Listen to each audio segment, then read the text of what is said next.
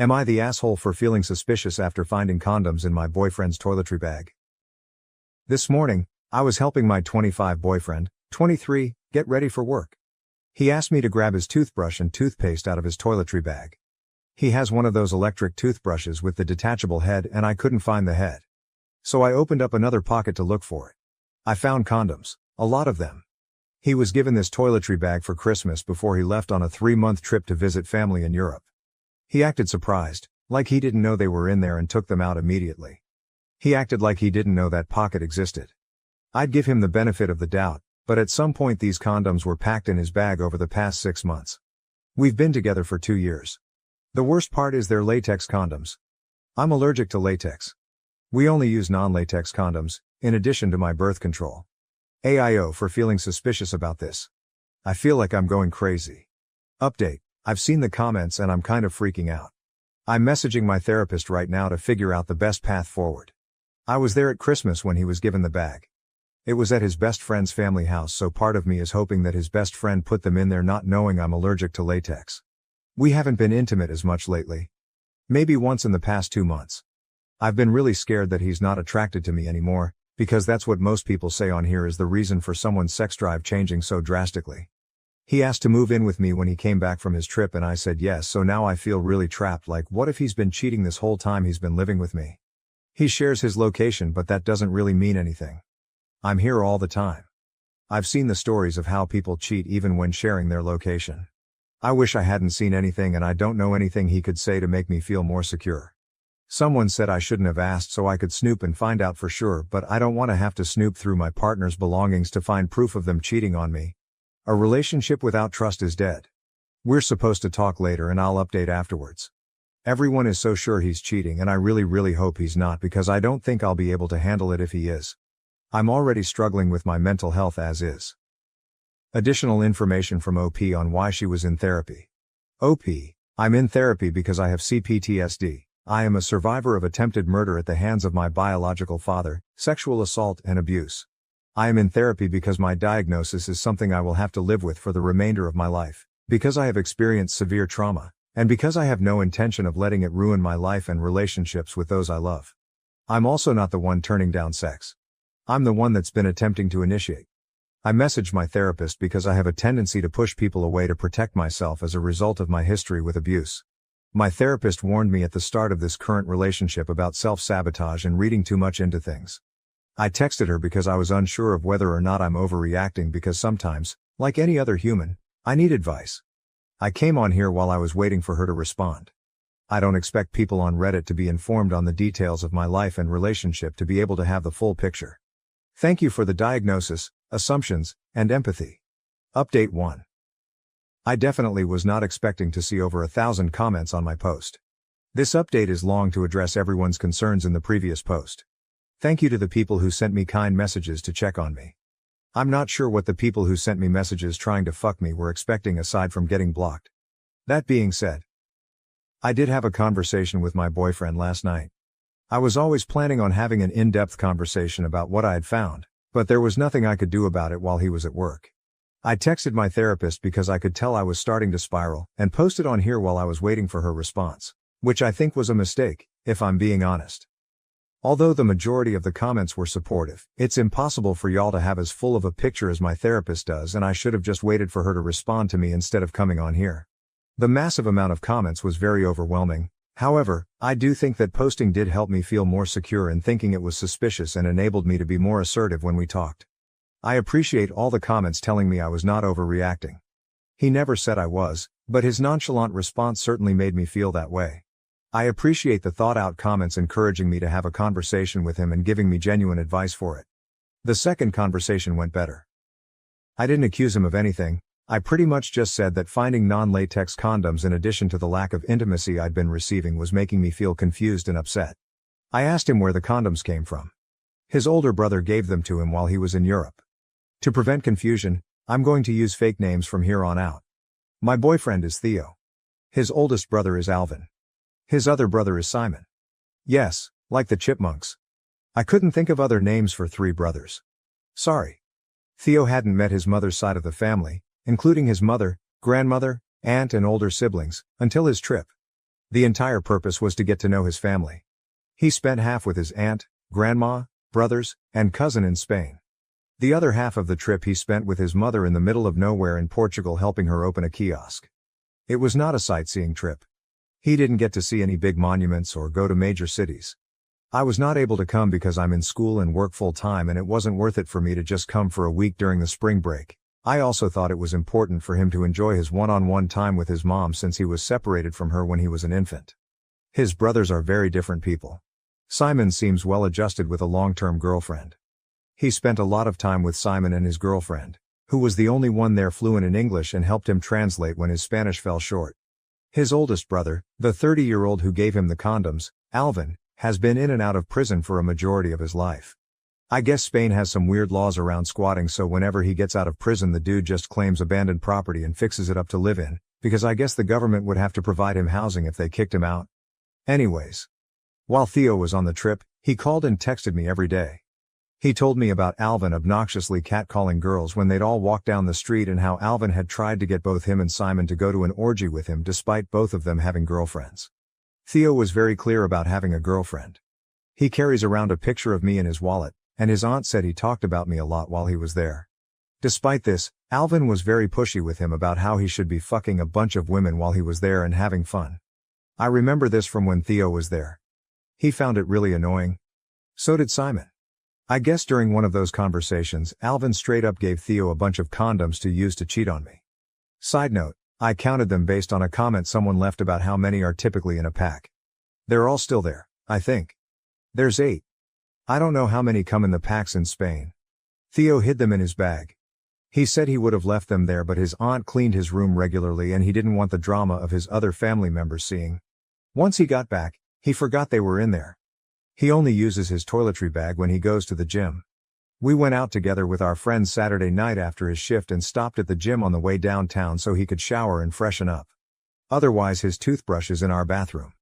He's not living out of a suitcase, he's fully moved in.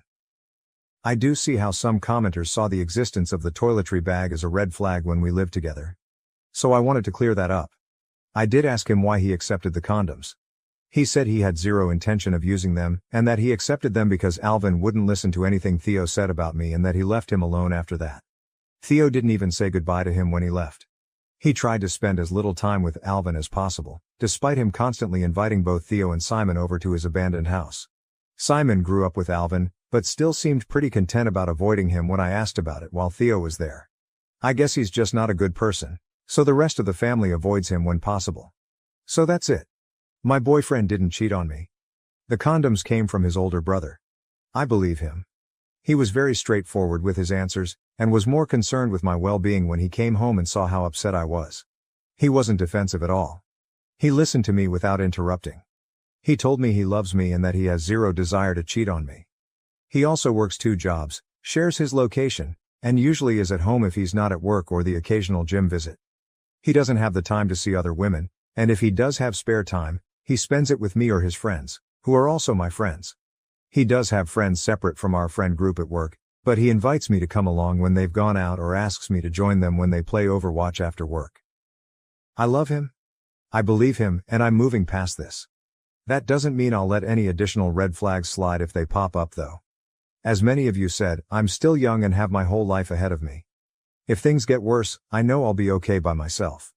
I love him and I want him in my life, but my happiness doesn't depend on his presence. I have a therapy session tomorrow, and I've had a lot of time to think.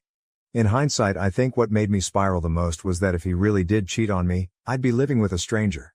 I've had so much trust built up towards him, so I view him as this person who would never hurt me intentionally or yell at me or cheat on me. If he was capable of cheating on me, he could be capable of those other things too. That was really scary to think about and made me spiral. The massive amount of comments where everyone was so convinced he was a terrible person and that I'd been fooled also did not help. I felt like I had no idea how he would react towards me if it was true, and I was very, very scared. As soon as he came home, I felt very silly for feeling that way. He's nothing like my ex. He's never given me a reason to be afraid of him. I shouldn't have let comments on the internet freak me out so bad, and I definitely need to take some time away from Reddit. I hope I addressed all the questions, concerns in the comments. Thank you for all your help. Thank you for listening. For the commenters who had questions regarding our sex life and relationship in general. When he first came back from his trip and moved in, things were normal and we both had high sex drives. Things started slowing down pretty drastically over the past couple of months. We've talked about it prior to me finding the condoms. We both acknowledge that it's an issue and that we're at an age where our sexual activity should be at its peak. He says he doesn't know what's wrong. He's embarrassed because he's attracted to me and doesn't understand how he can have a gorgeous girlfriend and lose his sex drive. His words, not mine. He has an appointment next week to get his hormones checked and has been looking into getting a therapist of his own in case the issue is mental and not physical. It's still difficult to not feel insecure when I try initiating and he's not in the mood, but he still makes an effort to show affection in other ways.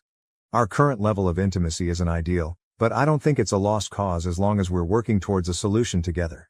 We have date nights every week. I'm very supportive of him spending time with his friends and he does the same for me. We live together, but no one is clingy or codependent.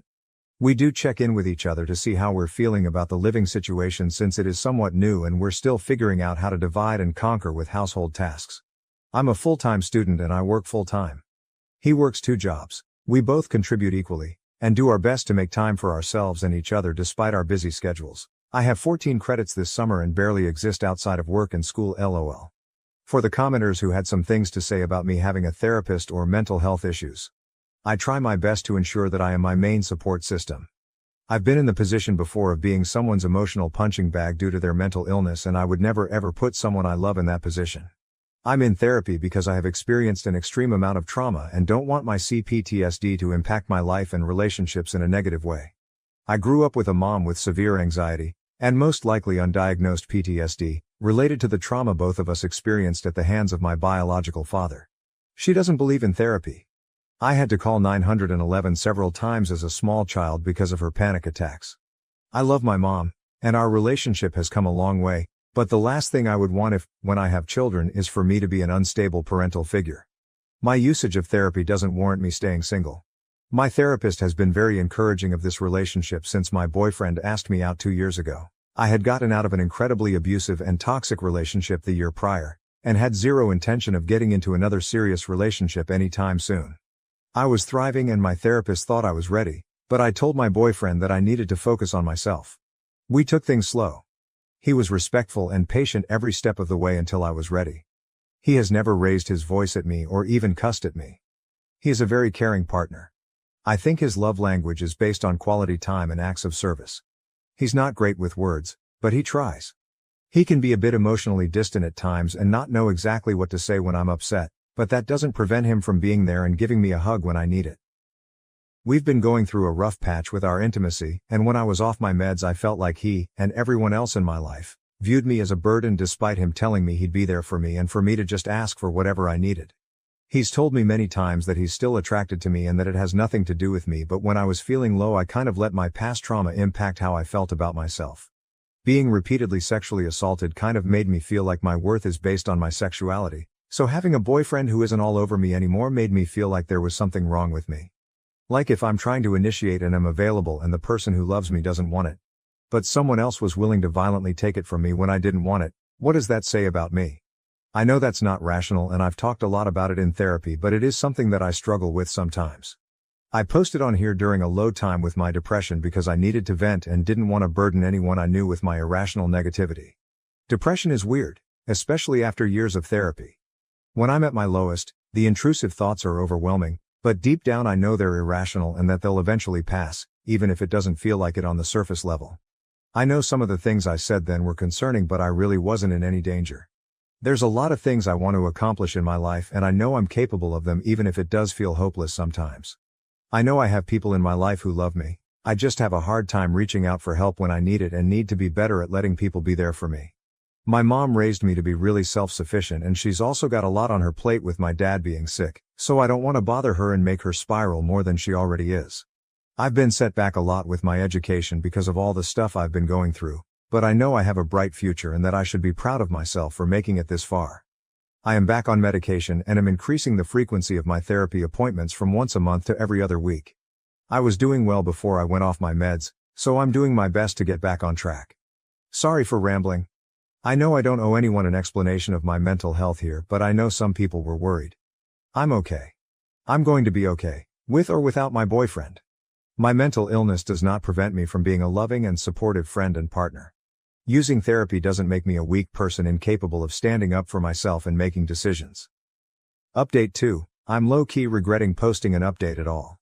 I don't know why the opinions of strangers bother me, but it's kind of annoying that so many people didn't read the entire thing and just said I wrote all that to convince myself. I wrote that a full 24 hours after I had my conversation with him and debated posting anything at all because I figured people would be convinced he cheated regardless of anything I had to say. It's detailed because so many people had different things to say about different parts of my original post. I thought if I just posted his brother gave him the condoms, people would say that was a vague answer. Of course it feels like a complex story to someone who never heard about his trip, but the only thing I didn't already know was that his brother had given him condoms. His trip was a shit show. He was on the phone with me every single day telling me about it and fell asleep on the phone with me 99% of the time. He wasn't going out at night, he wasn't partying. Half his trip he spent with his estranged mother and her crazy racist abusive boyfriend who kept accusing him of stealing and saying wild shit about how he couldn't believe my boyfriend would sleep with an *****er like me. I had to talk him down on the phone to keep him from freaking out and endangering himself because he had no way of getting home if his mom's boyfriend kicked him out. He already got abandoned in a random town in Portugal by them for like a full day and a half at one point. I'm not surprised the condom slipped his mind. If he hadn't maintained constant communication with me while he was there, I'd be more suspicious. If he hadn't told me about all the other crazy shit his brother pulled while he was there, I'd be more suspicious. If he had gotten defensive at all, I'd be suspicious. He didn't lie to me. He didn't know they were there. The bag has 1,000,000 pockets and he only really uses one of them. The pocket seemed empty from the outside. He forgot he stashed them there. People seem so sure that I'm this naive spineless person when I'm not. If you'd read what I said about my mental health, you would know I already have a tendency to be hyper-vigilant about red flags and be avoidant to protect myself. I don't like being vulnerable. I don't like depending on other people. I mentioned my boyfriend never yelling or cursing because I've quite literally never witnessed him get angry. The most upset I've seen him was when he was trying to defend me while he was in Europe.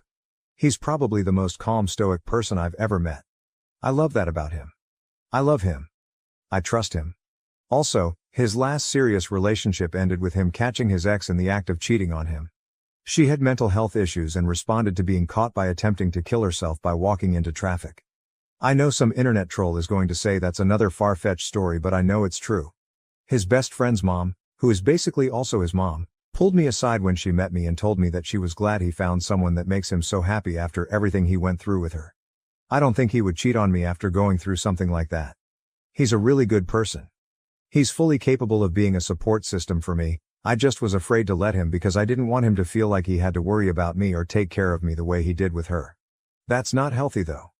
I'm trying to be better at trusting people when they say that they want to be there for me, and that includes him. We met at school. He sat behind me in class so he couldn't even really see me. When I asked him later what most attracted him to me, he said that I was well-spoken. My appearance was just a bonus. I don't want to sound conceited, but there is rarely a time when I'm in public and I'm not approached by someone who wants to catcall me, compliment me, or ask me out. I was almost kidnapped twice as a teenager. I hate being approached. I hate being asked out. I turned down every other person that approached me at school trying to hook up or ask me out. But when he did it, he was so nervous and respectful and he felt different somehow, and so I said yes. On our very first date, he took me to an art museum. We went to an amusement park after that. He followed that up with a picnic under the stars where we spoke for at least 5 or 6 hours about our lives and what we wanted in the future. It felt scary at the time because it was the best date I'd ever been on in my life and I didn't think I was ready for anything serious, and he came along and made me feel so comfortable and at ease. We both come from emotionally volatile parents and are trying to do our best not to become them. We connected right away, but I still wanted to take things slow. It took 6 months before I was ready to make things official. During that time, he made it clear that I was the only one he was interested in. He detailed my car multiple times, brought me flowers, got my cat little holiday-themed bandanas. He bought me vinyls of albums that he noticed I listened to in the car. He did all of this without expecting anything in return, and still does these things to this day. He's trying to learn how to braid so we don't have to get my hair done anymore. When he moved in, he organized my whole closet without me asking because he remembered me complaining about it and wanted to take something off my plate. He saw I've been wanting a Gustav Westman mirror for a while and built me one. With his hands. Took me to Home Depot and let me pick out the color I wanted for it and everything. He treats me like a queen. The only rough patch in our relationship has been over the past couple of months when our intimacy decreased, but I have faith things will get better. Finding those condoms freaked me out, but I'm over it now. It's been resolved. If you can't see the value he adds to my life, that's your problem. I'm happy. I'm not responding to any more comments about it. I appreciate everyone that was supportive and recognize the effort I've put into my emotional regulation. I'm going to take a break from Reddit and enjoy the life I have. My ex-girlfriend claims my current girlfriend manipulated her into ending our 4-year relationship. Am I the asshole? I, 28 years old, am really confused about the events of the last month. My ex-girlfriend Julie, 29 years old, thinks that my current girlfriend Mindy, 28 years old, is manipulative and sabotaged our 4-year relationship. I was in a loving relationship with Julie for the last 4 years. We met through some mutual friends. Julie and I were very compatible in terms of our love for outdoor activities and running. We have very similar lifestyles and supported each other well for the last 4 years. We have also been living together for the last 3 years. We even discussed getting married during the summer. Everything was great and I was planning to propose to her over the holidays. However, I started to see changes in behavior in Julie around September. She was acting distant and looked stressed. It was quite noticeable and I was worried. I trust her with all my heart and I could not imagine she would be cheating on me. However, she did spend more time by herself. Around the same time, Julie's friend Mindy messaged me privately and asked me if I could meet her secretly, as she wanted to tell me something about Julie.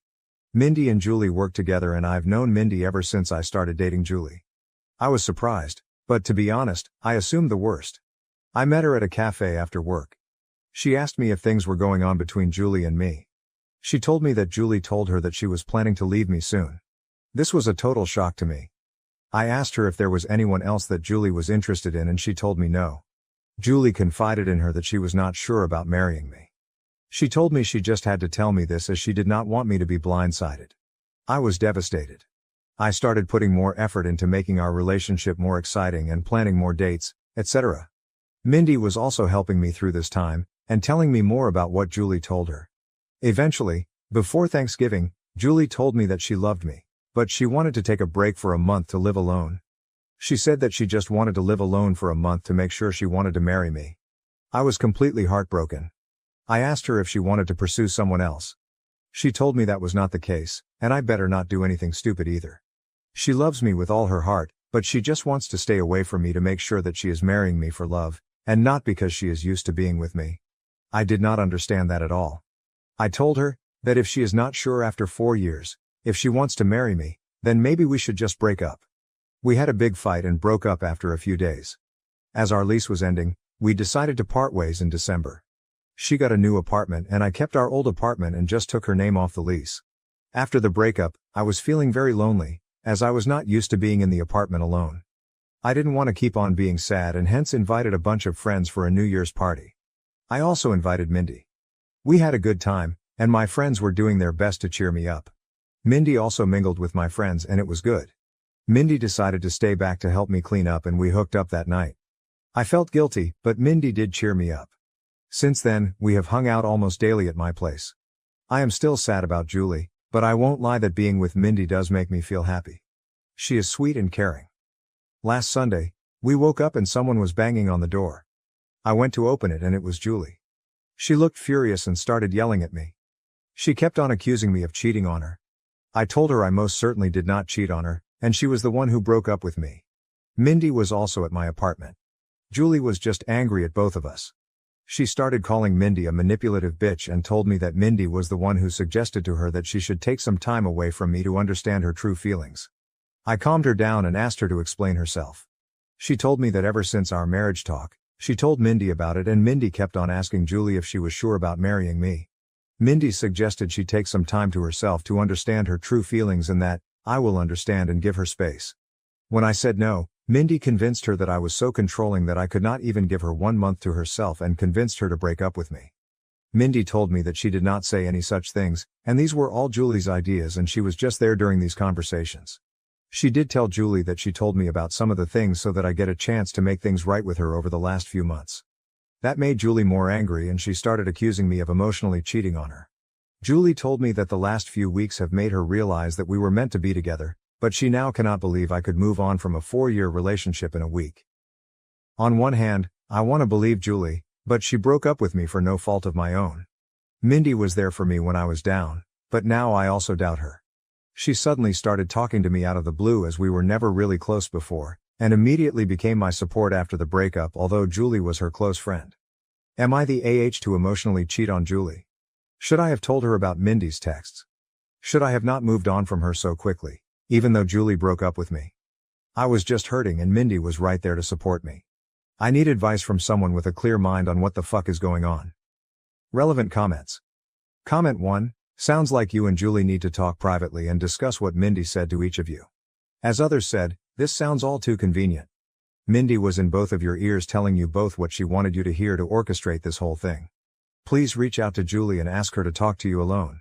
Even if you both don't get back together, I'm sure you care for each other deeply and she would want you to be with someone who cares about you and won't manipulate you, and her. Her manipulation of you is more direct, but Julie is the victim as well. OP, you are right. If Julie is right, I just threw a 4-year relationship under the bus in 2 weeks. Comment 2. So what's your reason for sleeping with your ex's good friend weeks after the breakup? It's understandable you wanted to move on, but why her? OP, I was not planning on it. But she just stayed back after the party and things happened. Did I feel guilty after that? Yes. I felt discarded and unwanted after a 4-year relationship and was not thinking straight. Update 1, I, 28, posted last week regarding my girlfriend Julie, 29, accusing her friend and co-worker Mindy, 28, of sabotaging our relationship. Julie broke up with me in December after a 4-year relationship and Mindy reached out to me when I was feeling down. However, when Julie realized Mindy was talking to me, she confronted both of us last Sunday morning and told me that Mindy manipulated her to break up with me. The worst part was I was not thinking straight after the breakup and ended up hooking up with Mindy after a New Year's party. After the incident, I asked Mindy if I needed some time and did not meet her. Since then, I made the following post on Reddit and had 3,000 people call me an idiot. I am sorry for the long post, but I wanted to say that we were not idiots to not see what happened. You guys read an abridged version of events in 5 minutes, while we lived it for the last 7 months. I messaged Julie every day since then, to try and talk to her. She did not reply to my messages. I was not sure if she blocked me. Mindy was constantly trying to message me, asking if we could meet and talk about it. On Wednesday, one day after posting, I decided to message Mindy. I told her to tell me everything she said to Julie truthfully. I told her I would go and see if I found out that she was lying. Mindy wanted to meet me in person or talk to me on the phone, but I wanted everything in writing. She messaged me that Julie always said good things about me for all these years. When Julie told her about us talking about getting married in 2024, she was happy for both of us. However, Julie started telling her that she had cold feet and was not sure if she wanted to marry me because of issues she observed about her parents' marriage. One day Julie told her she wanted to take a break from me. She was not sure about her true feelings for me. That was the time Mindy told me about Julie's behavior, as she felt bad for me, as we were already telling our families about the engagement plans. After our fight, she said that Julie was extremely upset and told Mindy that she would never marry me. She said that the only reason Julie came back was when she heard that I was moving on, as she is jealous of us. She also said that I was a good guy, and hopefully, I see that what we have is something special. I just said okay and told her I needed time. I kept on messaging Julie once a day to at least talk to her once. It was heartbreaking to think that she may have blocked me and may never talk to me again. On Friday afternoon, Julie finally replied. She said she wanted to meet me and told me she would come to our apartment on Saturday afternoon. I cleaned the place up and was just feeling deep guilt from inside before facing her.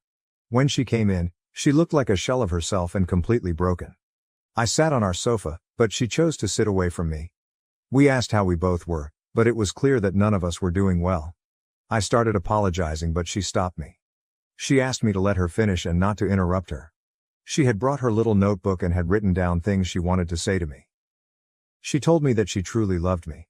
But after we discussed getting married, she started feeling scared of the next big step. She thought those feelings were normal and would go away. So she decided to not discuss her concerns with me. It kept on eating her from inside, and she made a mistake to talk to Mindy about them. She said that she wanted to say everything to me now, so I don't get secondhand information about why she was distant and broke up with me. She said that her parents had a very rocky marriage, though they were together until her mom passed away in 2021 during the pandemic. Her parents argued constantly, and she always thought her mom did not love her dad. However, her mom was extremely dependent on him for everything, and her dad knew it and hence, didn't treat her well. She never wanted to be like her mom after the marriage. However, as we lived together, she started seeing some of those issues in our relationship. For example, when we met, Julie had a lot of credit card debt and was bad at managing her money. I helped her with that. Even though we have separate finances, I ended up managing all her finances, investments, etc. At her request, to the point that she did not know or understand where her money exactly was. She also said that we always enjoy making nice meals for dinner every day. However, whenever I work late, she completely loses any motivation to cook and ends up eating cheese and crackers like a toddler for dinner. She also complained that in the last 4 years of our relationship, I have never said no to her for buying anything. She feels that I coddle her, and she just got comfortable with all the luxuries and things I can provide for her. She talked about this with Mindy, and while Mindy initially just listened to her, she told her around September that one of her cousins also had the same issue. She decided to stay away from her fiancé for a month, and within a week, she realized how much she missed him and never had doubts again. When Julie asked for a break, all she wanted to do was to live with her best friend for a few weeks, to see if she was just too codependent on me. She knew I was planning to propose during our Christmas trip to my parents' house, and when I told her that she could not take a break, she just freaked out and broke up with me, as she did not want to be engaged without knowing for sure that we won't end up like her parents. After this, she asked me when I started meeting Mindy, and how many times we met. I opened my chat messages with Mindy and handed her the phone. I told her I met Mindy only once in September, where she told me that Julie wanted to break up with me because she was not happy with our relationship. I already had noticed Julie's distant behavior, and when I asked her, the only answer I got was, "I am fine, we are fine."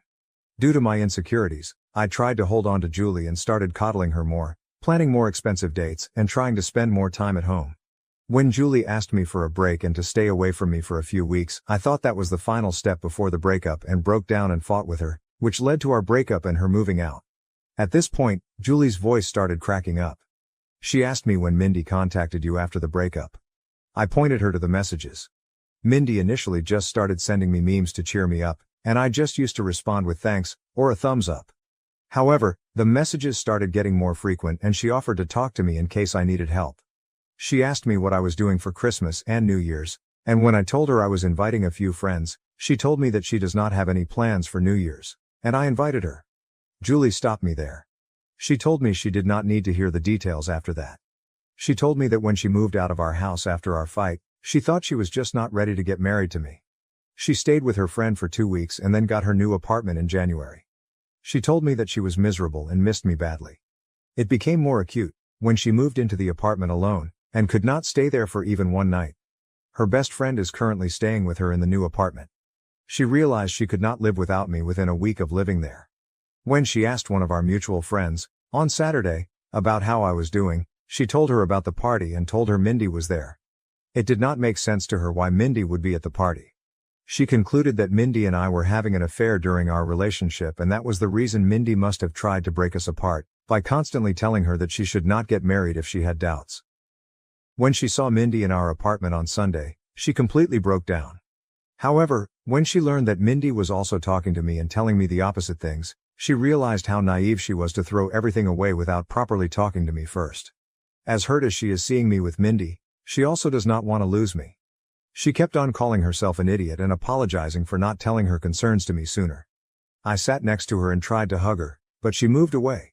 She asked me if I was willing to still be together, and I told her I would give anything to get her back.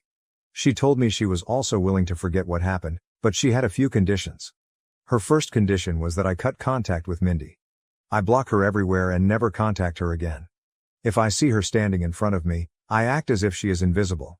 I was okay with that. Secondly, she has already signed up for individual therapy and is on the waitlist. She wants us to do couples therapy so that we can talk about all the concerns we have and work through them. We also decided to hold off our engagement or marriage until we both can get into couples therapy. I was also okay with that too. Finally, she wanted me to forget the last month as a bad nightmare and never talk about it again. And if I ever make a "we were on a break" joke, she will punch me in the face. This was the first time we both smiled. I asked her what she was going to do about Mindy as they worked together. She said the biggest punishment for Mindy is to know that she did not succeed in breaking us up. She wants Mindy to see how happy she is with me. She wants Mindy to be there when she flaunts her engagement ring in the office and gets jealous when we get married. We hugged and I felt so relieved that I had a chance to make things right for her. I asked her to stay and she agreed. The rest of the evening was nice. We ordered DoorDash and watched reruns of Top Chef while cuddling on our couch. In the morning, we discussed moving back together. I want her to move back to our old apartment, but she wants a fresh start and asked me if I'm willing to move into her new apartment. Her new apartment is tiny compared to our current apartment and also not in the best neighborhood, but we will talk about it more and decide. I also will have to deal with the issue of having two 12-month leases, and how to get out of one of them. Currently, Julie went to her apartment after lunch to get some of her stuff for the week and I am writing this post. I am just so lucky that I did not lose Julie despite my terrible actions during the last month. I just hope that I will be able to work things out and get married soon, and this whole incident is a small bump in our perfect relationship. I also don't know how to address the issue where she feels coddled by my behavior and feels like I'm making her codependent on me. It's just my personality and I need to work on that during couples therapy. However, any tips from you guys are welcome on how to make her feel less codependent. P.S. Thanks to everyone who checked on my health during the last few days via direct messages, and sent me numbers for helplines. Don't worry, I am a marathon runner, and don't give up that easily. Relevant comments. Comment 1. So what happened to Mindy? OP, no idea. As far as I'm concerned, she does not exist. Comment 2. So it was Mindy who suggested to Julie to take the break? OP, yes. Mindy told Julie that she should take a break, and at the same time told me Julie wanted to break up with me because she was unhappy with me. I thought a break meant she wanted to move away and I would never see her again if I said yes. Comment 3. I don't know how you can make someone who can't even stay alone in their apartment less codependent. She needs her own therapist to make that happen, or she will again blame you for making her that way. OP, yes, she is looking for one right now. I have been in therapy and it takes time to find the right therapist that helps you. At least now we have discussed the issue, so it will be easier for us to see the signs and work on them together. New update. I wrote a few posts 6 months ago regarding breaking up with my then fiancée Julie because she asked me for a break and then hooking up with her friend Mindy.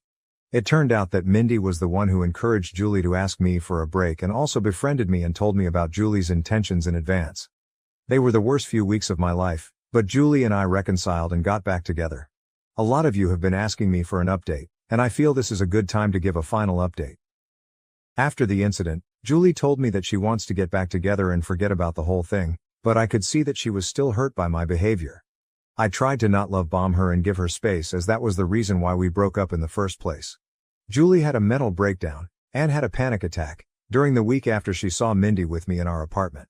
She got an online therapist who she still sees once a week. We also looked for couples counseling and were able to see one almost a month after the incident. We decided to put our plans for marriage on hold until then. I could feel that Julie was making a lot of effort to act normally, but something was not right. I was optimistic about us, but it was hard to see her suffer because of my actions. During our first couples counseling session, we both opened up about our relationship and talked about the incident. Julie apologized to me for not communicating what was in her mind and how bad she felt for putting me through all the drama. She told me that she did not know how to process her thoughts and did not want to unload all her negative feelings on me and panicked in the moment. I also apologized to her about everything, and at one point we were in competition on who gets to take a bigger blame for what happened. There were a lot of tears, and I found the experience very healing. The counselor told us that she could see how much we love each other and should take baby steps towards talking to each other about what is in our mind. She gave us some exercises to do after going home and discussing certain things. By the time we left her office, I was so sure that I wanted to spend my life with Julie. I told her that, and she also said that she cannot imagine a life without me. We decided to go ahead with our wedding plans. Mindy tried to contact me several times. She messaged me, but Julie blocked her on my phone and all socials. She also contacted Julie and sent some nasty messages to her. The worst was 15 days after the incident, when Mindy started posting pictures of me and her on Instagram every day. Some of those photos were intimate, non-nude, and it caused a lot of pain to Julie. Julie reported her to HR and got a transfer, and promotion, to a different department after a month. The last I heard from Mindy was when she sent me a long email on my work email, but I deleted it without reading. The photos Mindy posted did cause a lot of drama, and we had to explain to our parents and friends about what happened during that time. As you all may have guessed, I was unanimously nominated for the Idiot of the Year award, but I am sure my sister would give me a good run for it before the year ends. The whole issue lasted for a month, And then we never heard from Mindy again and just moved on with our lives. Julie has been talking to her therapist about her codependency issues and concerns. I think it's childhood trauma and the therapist feels that it might have amplified after her mother's sudden death. I have been trying to help Julie slowly take interest in our finances, recommend Ramit Sethi podcast. But she is allergic to money talks and always changes the subject. I was able to break the lease that Julie signed by paying some penalty, and we stayed in our old apartment. However, Julie wanted to move out of it as soon as possible because of the bad memories. We purchased a single-family home a few months ago in a nice suburb and moved there in May. I don't think that issue of codependency is resolved and probably may have increased after the incident, but I love her, will always be there for her when she needs me. On to the main update. Julie and I got married last Saturday in a nice intimate ceremony held at my father's country club. All our family and friends were present and I could not have asked for a better evening. I wish I could share photos of Julie in her wedding dress because she looked stunning. We plan to leave for our honeymoon next week and I could not have been happier about how things turned out. Hopefully, in 25 years, Julie and I would look back at this incident as a small blip in our perfect life. Relevant comments. Comment 1, looks like a happy update after all. Make sure to keep communicating about any issues either of you might have, and don't be afraid to go back to counseling if it's needed. OP, thanks. We did attend couples counseling for 2 more sessions and it was good to talk through our expectations about each other. I know not everyone needs it but would highly recommend it to any couple getting married. Comment 2. I'm sorry, how are you the idiot for her leaving you because her BFF got into her head? Also, how is your sister trying to take away your championship belt? OP. I feel like an idiot because I should have taken some time before moving on to the next girl willing to be with me. Julie and I were in a relationship for 4 years and I almost threw everything away in 15 days. I feel if you read the first post in isolation and the 3K plus comments, you would also see why I am an idiot here. My sister is a goofball. I am sure she will do something more stupid before the end of the year. There is no way in hell I will win that title when she is around. Am I the asshole for not allowing my mother to bring her boyfriend I don't know or want to know to my wedding? I, 33, am not close with my mother, 55F, at all. She divorced my dad, 60, when I was 7 and almost immediately married my stepfather, Mark, whom despite everything, I was close with. They remained married until I was 16. I was upset when she divorced him and went to live with my dad and stepmom. In my adult life, I've chosen to remain close to my stepdad and even attended his wedding to his current wife, who is a very nice woman. My dad and my stepmom are great people. Since her divorce to my stepdad, my mom has been in and out of relationships, each time claiming this guy is the love of her life until they do something she doesn't like and they aren't the love of her life anymore. Both divorces with my dad and my stepdad were for very petty reasons. Dad, I think because he wouldn't allow her to get a new car because the budget was tight. I think the one that lasted the longest was 6 years and I think it's the current guy she's with, according to my sister. After I left home, she never did anything with me without her boyfriends. When I was 25, she broke up with her boyfriend and tried to cry to me about it. After working with my therapist, I set the boundary with my mother that if she wasn't willing to do anything with me without her boyfriend to not bother and I didn't want to talk about her love life. She was very hurt and we fell out for a while but she came back around a year later and has respected my rules since, but we only get together about 3 or 4 times per year. I understand that my mom's relationships and love life are important to her so I respect that we don't get together often. Fast forward to this year, I'm getting married to my partner, 35M, of a decade in October. It's a small intimate backyard wedding and reception, BBQ. We live in a rural area and our backyard wedding will have roughly 40 people. My dad, stepmom, stepdad and his new wife have all been invited. My mom asked if she could bring her boyfriend. I said no because I don't know him. My mom asked if she could bring him to meet me so I could meet him before the wedding. I said no and that I still had no interest in meeting her boyfriends. She said she understood but she felt it was unfair that I wasn't allowing her a +1 to my wedding when my dad and my stepdad were allowed to bring their spouses. I told her that the difference was that I knew their spouses.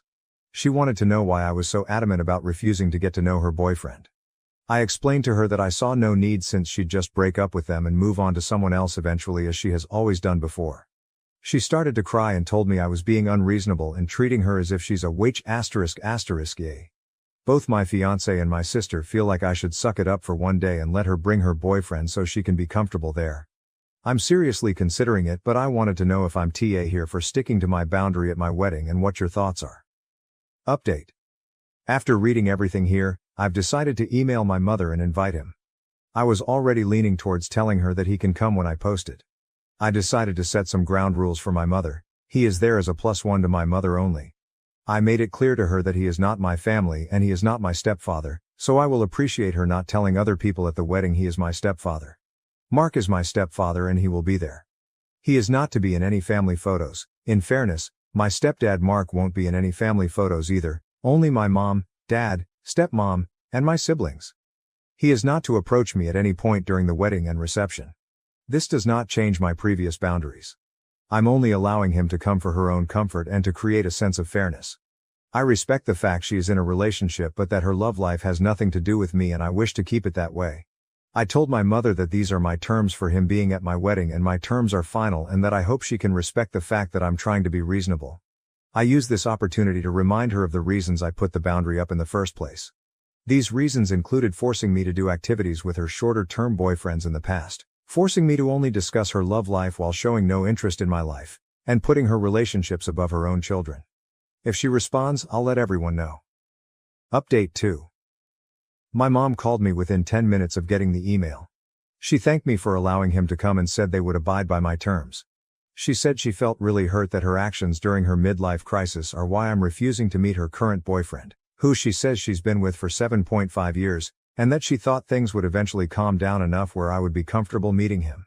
She said she now realizes that it will never happen. I told her that I'm firm on my stance.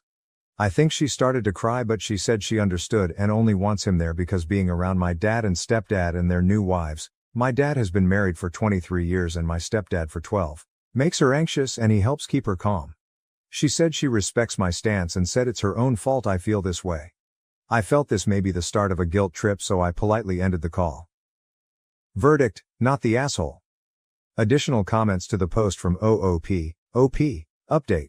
I will update here since Mods told me I was maxed on my post. I want to thank everyone here for commenting and giving their opinions. Without context, I think it's a little hard to understand why I'm the way I am towards my mother. This past has given me a chance to reflect on my own behavior towards my mother. The truth of it is, I find dealing with her to be exhausting and I want to explain to everyone why. My mom is a gold digger. And that isn't my dad or stepdad talking shit about my mom. They're classy guys and would never do that. This is my own conclusion. My mom said regarding both divorces, I'd still be married if dad or stepdad just gave me what I wanted. She's also tried to start fights with my stepmom because she realizes my brother and I prefer her over our actual mom. It's true, I'm closer with my stepmom. I go to her for all the mom things because she listens and cares. My stepmom doesn't make everything about her. I believe my mom suffers from main character syndrome and expects to be the center of attention at every event and if she isn't, she gets drunk, which leads me to my next point. My mom is an alcoholic. She was in a DUI 8 years ago and crashed into another car. Thank goodness no one was hurt. She doesn't drive anymore, lives in the city an hour away and uses public transportation, but she still drinks a lot. At her height, she drank roughly 3 bottles of wine per day. I don't really know or care if it's more or less now. One of the other boundaries I set is I won't be around her if she's been drinking because that just stresses me out more. I'll be honest, I'm anticipating she's going to cause a drunken scene at my wedding. She slept with my brother's best friend 8 years ago when they were 21. This was a boy who my brother had known since preschool and this ruined the friendship. 8 years on and my brother will never forgive her for it. My mom thinks my brother needs to get over himself and that she did nothing wrong. Technically speaking, she didn't do anything illegal and everyone was a consenting adult, but it still felt so wrong that she slept with someone my brother was so close with. It's why I don't really want my partner around her. She dates younger guys. This current boyfriend is 10 years younger than her, which is a little better. I don't judge her for dating younger guys, that's okay. It's not okay to sleep with someone you watched grow up. This whole post helped me see just how exhausted I am by her. I realized I don't want to deal with her BS anymore. I also agree that I have maybe at times shown it by being TA and being unfair and unreasonable towards her. I just don't like myself when dealing with her. It puts me in a bad mood. However, the idea of having her more in my life makes me nauseous, but I want to keep the peace with the larger family, grandparents, aunt, uncle, etc. I've decided to take a page from my youngest brother's book and keep contact with just family functions. He's cordial to her at family events and keeps the peace when he's around her. But he keeps his distance and won't see her outside of a family event. So I'm going to do the same. I realized she could get sober, go to therapy, and change her entire life around, but I'm still going to see the woman who drinks all the time, sleeps with my brother's friend and just treats people like garbage. It's not fair to anyone. Not me for having dealt with her, and not her if she ever did or was actively working hard to change her life. I do want to make sure she's taken care of, fine and healthy, but I also want to not be emotionally involved anymore. Figuring that out is above Reddit's pay grade. Relevant comments from OOP, resident_test_2107. Honestly, I think you need to distinguish the hurt you felt as a kid when she broke up with your two father figures from what would happen now if they broke up. You're an adult, not a kid. Her breakups are her business, and don't impact you directly. Expecting someone to come to a wedding with her two exes there with their new wives is a lot. Expecting her to suck it up to put you first feels like you're trying to play out some drama and feelings you have left over from feeling hurt and abandoned as a kid by her breaking up your home. Divorce happens, it sucks for the kids, but so does an unhappy marriage. Feels like time to go back to therapy. OP, in my early 20s, she used to call me whenever she had a breakup and expected my sister and me to be emotionally supportive. She wouldn't spend time with me without her BFS around. She was insisting I meet some guy, who typically is a lot younger than her, like late 20s, or early 30s, which is good on her but still weird for me. She was dating for a few weeks. They'd break up after a year and she'd immediately find someone new. Wash, rinse, repeat. This was the pattern from when I was 19, 25. I always had to spend time with both of them. All she would talk about is her relationship. She would never ask me about school, my job or my relationship. She's only met my partner twice. There's a lot more I can add about how my mom constantly prioritized her relationships over being a parent, but they aren't pertinent to this story. She got with a really toxic guy when I was 24 who stole a bunch of money from her. We all warned her he was a scumbag, but she didn't listen. After that, I told her I wanted nothing to do with her boyfriends going forward. She got really mad, saying I was disrespectful and that any child should want to see her mother happy. But I just got tired of dealing with her relationship drama and I don't ever want to deal with it again. I'm sure the guy she's with is nice since he's been around this long, but I'm just done. I don't want to be around my mother, but I want to be around family. August 28, 2023. I've decided to estrange myself from my mother. We haven't gotten along since I was 16 and the last several years have been really bad. We only get together about 2-4 times per year and it always ends with us fighting. I'm tired of it. I'll be honest.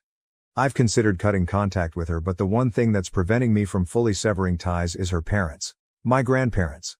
I love them very much and they are still hurting from my brother choosing to sever ties with her and keeping in low contact with that side of the family. My brother had valid reasons for doing this to her and he will get together with my grandparents if my mother isn't there, but it's hard because they want to see him at the holidays and during special moments. I'm getting married in Oct and this will be the first event where my mom and brother are in the same area. I've told both of them to stay away from each other, but I'm anticipating there will be drama because my mom doesn't like to hear she can't do something. I want to make it so we can see each other and be cordial at family events but not hang out otherwise. My youngest brother does something similar. I don't want to write her a letter because I fear that will cause more drama, but I expect she'll eventually call and want to do something with me, but I want to say no unless it's at a larger family function. How should I do this? My mother thinks she's entitled to alcohol at my wedding, September 23, 2023. My fiancé, 35M, and I, 33NB, are getting married in 2 weeks in our backyard. We will be having a catering spread for our reception afterwards. We decided to have a dry wedding for 2 reasons. My mom is an alcoholic who is known for making a scene when she gets drunk, and my fiancé has a brother who binge drinks and has had alcohol poisoning on more than one occasion. He doesn't drink all the time, but if he starts he can't stop until he either passes out or someone physically restrains him from getting more. I also have an uncle, mom's brother, and a stepdad who are in recovery and don't need the temptation. Neither fiancé and I are big drinkers, so we decided to just avoid any problems and just have a dry wedding. We will have a less dry reception party, honeymoon with some of our friends later on. All of our families have been supportive. My uncle was especially grateful to us for doing this since he takes his recovery very seriously and has been 7 years sober. I sent out wedding invitations 4 months ago and said it would be a dry wedding and asked people not to bring alcohol. Now today I get this call from my mom, who I also sent an invitation to 4 months ago. Mom, is it true you're not having alcohol at your wedding? Me, yes. Fiancé and I decided we didn't want alcohol during our special time. Mom, that's so silly. It's going to make your wedding boring. Me, well, I'm sorry you feel that way, but and I have made our decision. We want everyone to feel comfortable at our wedding. Mom. Clearly you don't care about my comfort. What if I want to have a little drink to pass the time? Me. Like you did at a different uncle's wedding where you got so drunk and made a horrible scene calling uncle's wife a gold digger. Mom, it wasn't my fault. They made the drinks there too strong. Me. Right. I really wish you would address this need to have alcohol wherever you go. Mom, I don't need to have alcohol. I just think your wedding will be boring without it. You want to have a fun wedding, don't you? Me. It will be a fun wedding. We don't need alcohol to have fun. Mom, this is so stupid. Why should everyone else be punished just to make it comfortable for a few people? It seems like you care more about uncle and stepdad than anyone else. Me. Or maybe I just want to avoid any scenes. Mom, I just told you that wasn't my fault. Me, just like your DUI isn't your fault? Mom, how dare you bring up that difficult time in my life? I was going through a lot emotionally. What the hell is wrong with you kids? You need to mind your own business. If I want to drink, that's my business. Me, well, my wedding is my business. We do not want alcohol there. That's final. I can't stop you if you decide to pregame my wedding, but I've already made it clear to uncles and brothers that if you cause a scene that you are to be made to leave. Mom starts crying. Why do you kids hate me so much? What did I ever do to deserve to be treated like this by my children? Me, are you really ready for me to go down that list? Mom, none of you understand. None of you will ever understand. I'm the mother of the bride, I should be treated better than this. Me. I think I've treated you pretty well during this process. I've acquiesced to your boyfriend whom I don't even know coming to my wedding. I've even given in to some of your other demands. So please tell me how you've been mistreated. Mom, you didn't invite me to go dress shopping. The mother of the bride always goes dress shopping with her daughter. I barely know because you never bring him around me. How do I know that you're marrying the right person? Me, that's because Aunt made my dress. Mom, sarcastically. Well, isn't that just special? Me, sighing. As for the rest, I think you know why. We aren't really close enough for you to have any say in who my significant other is. Honestly, Mom, I'm done with this conversation. If you really feel that strongly about this, I'll understand if you don't want to attend my wedding. Mom. Oh, I bet you'd like that, wouldn't you? One way or another you will respect me as your mother. Me. Sure, Mom. I'm hanging up now. Bye. Guys, I'm so livid right now. I have half a mind to uninvite her. I spoke to my dad and her brother. My uncle thinks her drinking is getting really bad again and has been wanting to hold an intervention. I told him I'm focused on the wedding right now, but that I definitely agree this was out of line and something needs to be done. What should I do? I don't want her ruining my wedding, but I'm so tired of dealing with this. Sorry, this is probably above Reddit's pay grade, but I just needed to vent. Update, I sent a text reiterating the rules. She said she knows where she isn't welcome and said she won't attend. My dad told me not to worry about this anymore and that he'll see to it that she doesn't ruin my wedding. Update 2. I sent this text to my mom. Mother, at this point I'm going to officially uninvite you from my wedding. I'm not going to allow you to change your mind, and I'd prefer it if you do not come to my wedding at all given your poor behavior. At this point, I've decided I don't want any further contact with you unless you decide to curb your toxic behaviors and drinking. I wish you the best. I hope you can find a way to heal, but I can't do this anymore. I'm sorry if this hurts you, but I can't handle you in my life anymore. If you try to force the issue, I'll be forced to take legal action up to and including contacting law enforcement. Please don't contact me again. I went to delete her from my Facebook page only to find a post that she had just written saying how being a mother is a thankless job and how she doesn't understand how she raised rude and judgmental kids. She ended it by saying she hopes her kids get over themselves someday. I'm done. This sucks, but it's been a long time coming. My head hurts. Small update. September 24th, 2023. Firstly, I want to thank everyone for their support. You have no idea how much your love and constructive comments mean to me. I'm glad I'm not alone. It's not a huge update, but I guess my grandparents and uncles have had enough. They've decided to stage an intervention next weekend. If she refuses to get help, she will no longer be welcomed at family events and she will no longer be part of the family. They told me not to worry about it. My sister will go as she's the only one of her children that even has a real relationship with her, but even my sister said that if she doesn't get help, she will cut her off too.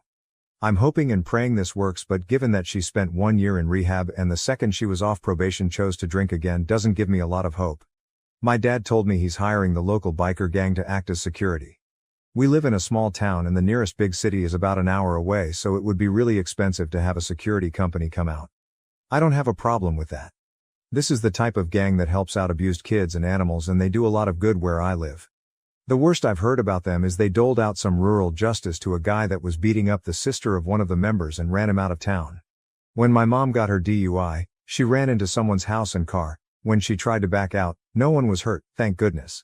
And I guess it was the house of a relation of someone in the gang, so they agreed to help, and my dad is paying them to be security just in case. They know my family, one of my dad's cousins is a member, and they know my mom. I think she dated a guy in the gang at one point, and what to look out for. It may be moot if she ends up in rehab. I'm not stressing about her anymore. I have 13 days until my wedding. I'm going to focus on the final touches and just enjoy myself. My biological mom made her choices. Now that I've stood up for myself, I feel nothing but relief. My stepmom will be there and I see her more as my real mom, so it's all fine. I've been through a lot of therapy already, so I've had to make peace with how my actual mother is. I'm officially estranged from my mother, September 24th, 2023, same day. Well, it happened yesterday. I got into a fight with my mother and officially estranged myself from her. It sucks, and I had a gnarly headache when I was done. Her drinking and behavior just proved too much, and I had to univite her from my wedding. I feel sad it came to this, but the most powerful feeling I have is relief. Update. My mother thinks she's entitled to alcohol at my wedding, September 30th, 2023. I didn't think I'd be back so soon, but it's my mom's world and we all just live in it. My mother got 911 called on her for domestic violence on Tuesday. She apparently started throwing wine bottles at her boyfriend, who locked himself in the bathroom and called the cops while she destroyed their place in one of her temper tantrums. She wasn't making any sense when the cops got there, so they restrained her and took her to a hospital. She's been stuck in the psychiatric ward ever since. My sister was listed as a contact for her and she got the call about mom on Wednesday. The doctors at the hospital spoke to my sister and they think she may be showing signs of alcohol-related dementia and some sort of psychotic disorder like bipolar disorder.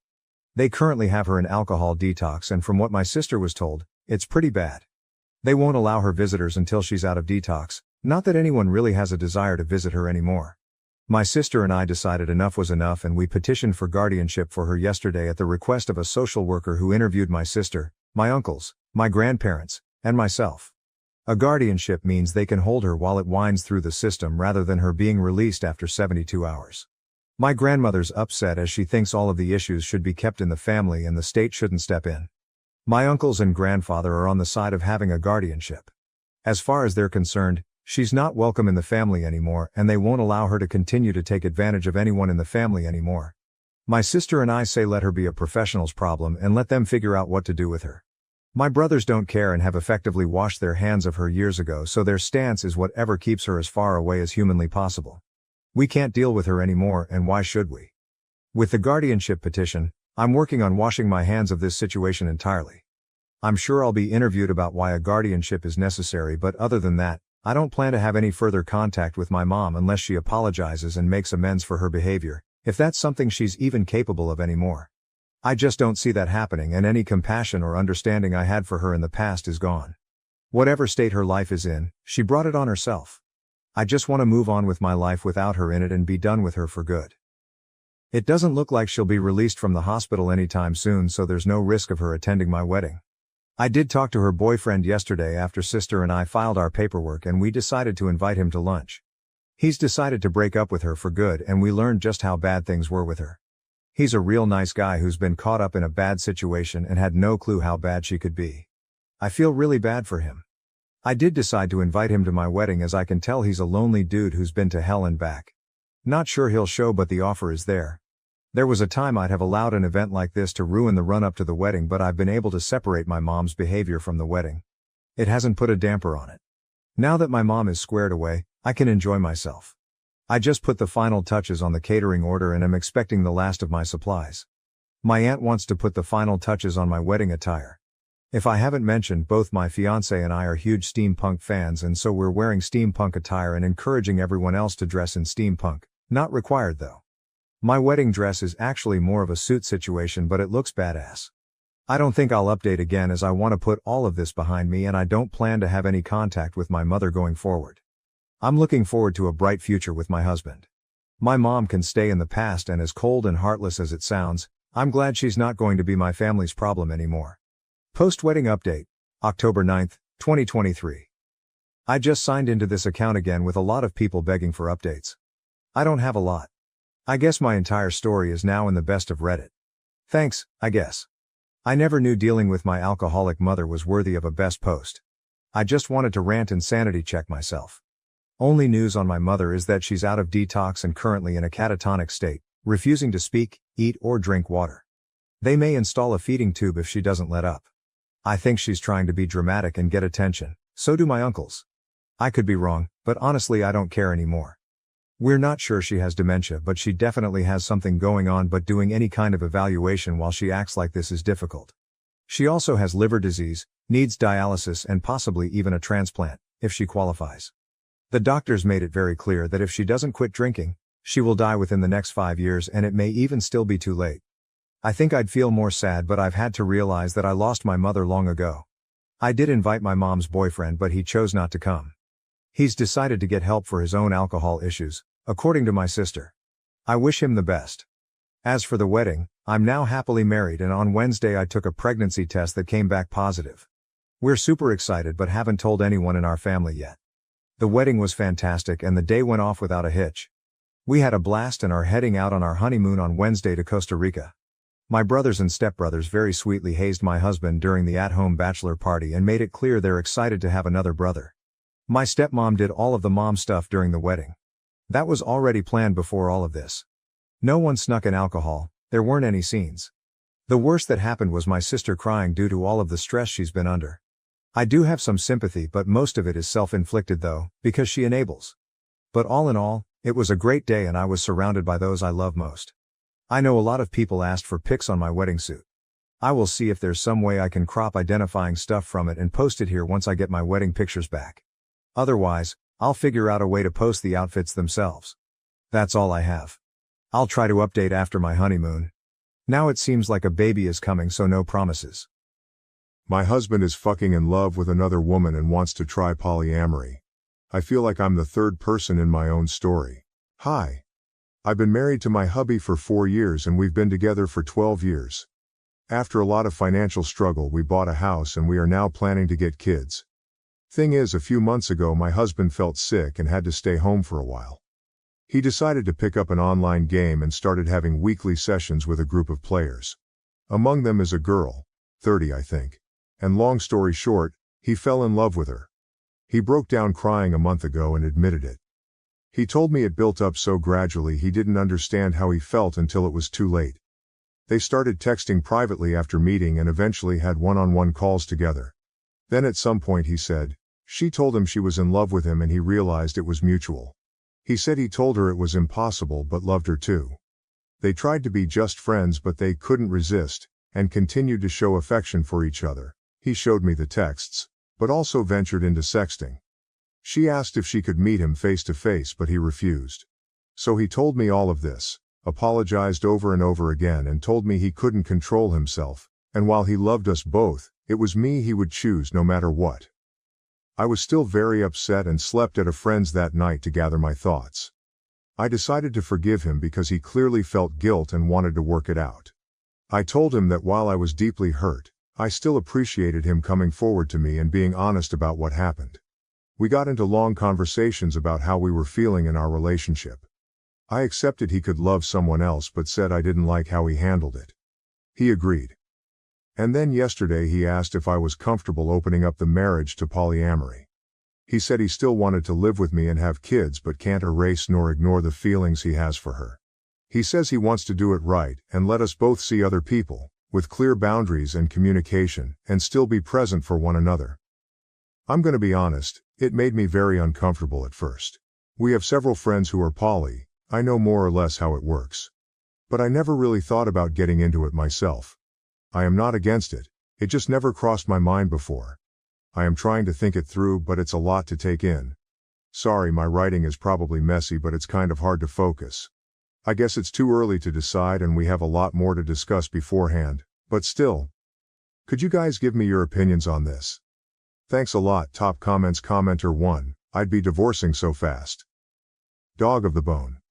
So he cheated and now wants to be able to keep cheating by calling it poly, lol. Come on. Do not have kids with this man for the love of God, and if you have any self-respect you'll be serving him divorce papers as soon as possible. Sorry your husband is a cheating ass. Swamp cats. You got married under the assumption you would remain monogamous. He is trying to fundamentally change the nature of your relationship. If I were you, I would drop any attempts at conceiving and figure out your next steps. Personally, I would not stay with someone who desired an open relationship. You need to decide if it's something you're willing to entertain or not. Update 1. Hey guys, first off, sorry I didn't reply to all your comments. I am very thankful for them. They helped me realize hard, but fair truths about the whole situation. I waited for a bit to think about it all and had multiple long discussions with my husband. I wanted to confront him before making a final decision. To answer some of your questions, the other girl wanted to meet him, but they never did. Partly because my husband refused, but honestly, mostly because she lives too far from here. I still got checked for sexually transmitted diseases, though, and I'm clean. Yay. As for our polyamory friends, they apparently were the ones who suggested he go down the polyamory road. I stopped talking to them for now. I'll deal with the bigger problem first. I told him his actions hurt me deeply, and that while I appreciated him admitting his affair, it was still infidelity. I told him what you guys said, that turning it into polyamory was merely greenlighting the affair after the fact. That polyamory should be built on mutual trust and communication, which he already broke. That I didn't feel respected. It destroyed him. He said he already knew, deep down, but didn't want to admit it. Neither to me, nor to himself. We both screamed and cried a lot. He finally admitted he wanted to open the marriage for selfish reasons. He is very sorry. He cut off contact with the other girl, let me fully access his computer and phone, and now wants to go to counseling to repair our relationship and marriage. He has shown me a lot of affection and attention since then, although he admits to himself it's sometimes out of guilt and not just out of pure love. And now I want to make it work too, but am I? Or is it a sunk cost fallacy? I don't know. Our first session is in 2 months, the earliest we could get, and every day I change my mind. Literally yesterday I wanted to leave him, while today I think it's worth giving it a try. Because we've known each other for so long, we understand each other on a very deep level, share a lot of interests, and have already built so much together. He was there for me during hard parts of my life.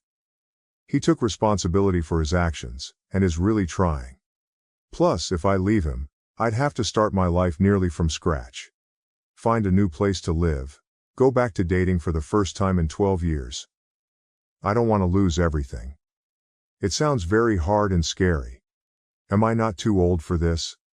But at the same time, that's a form of denial, isn't it?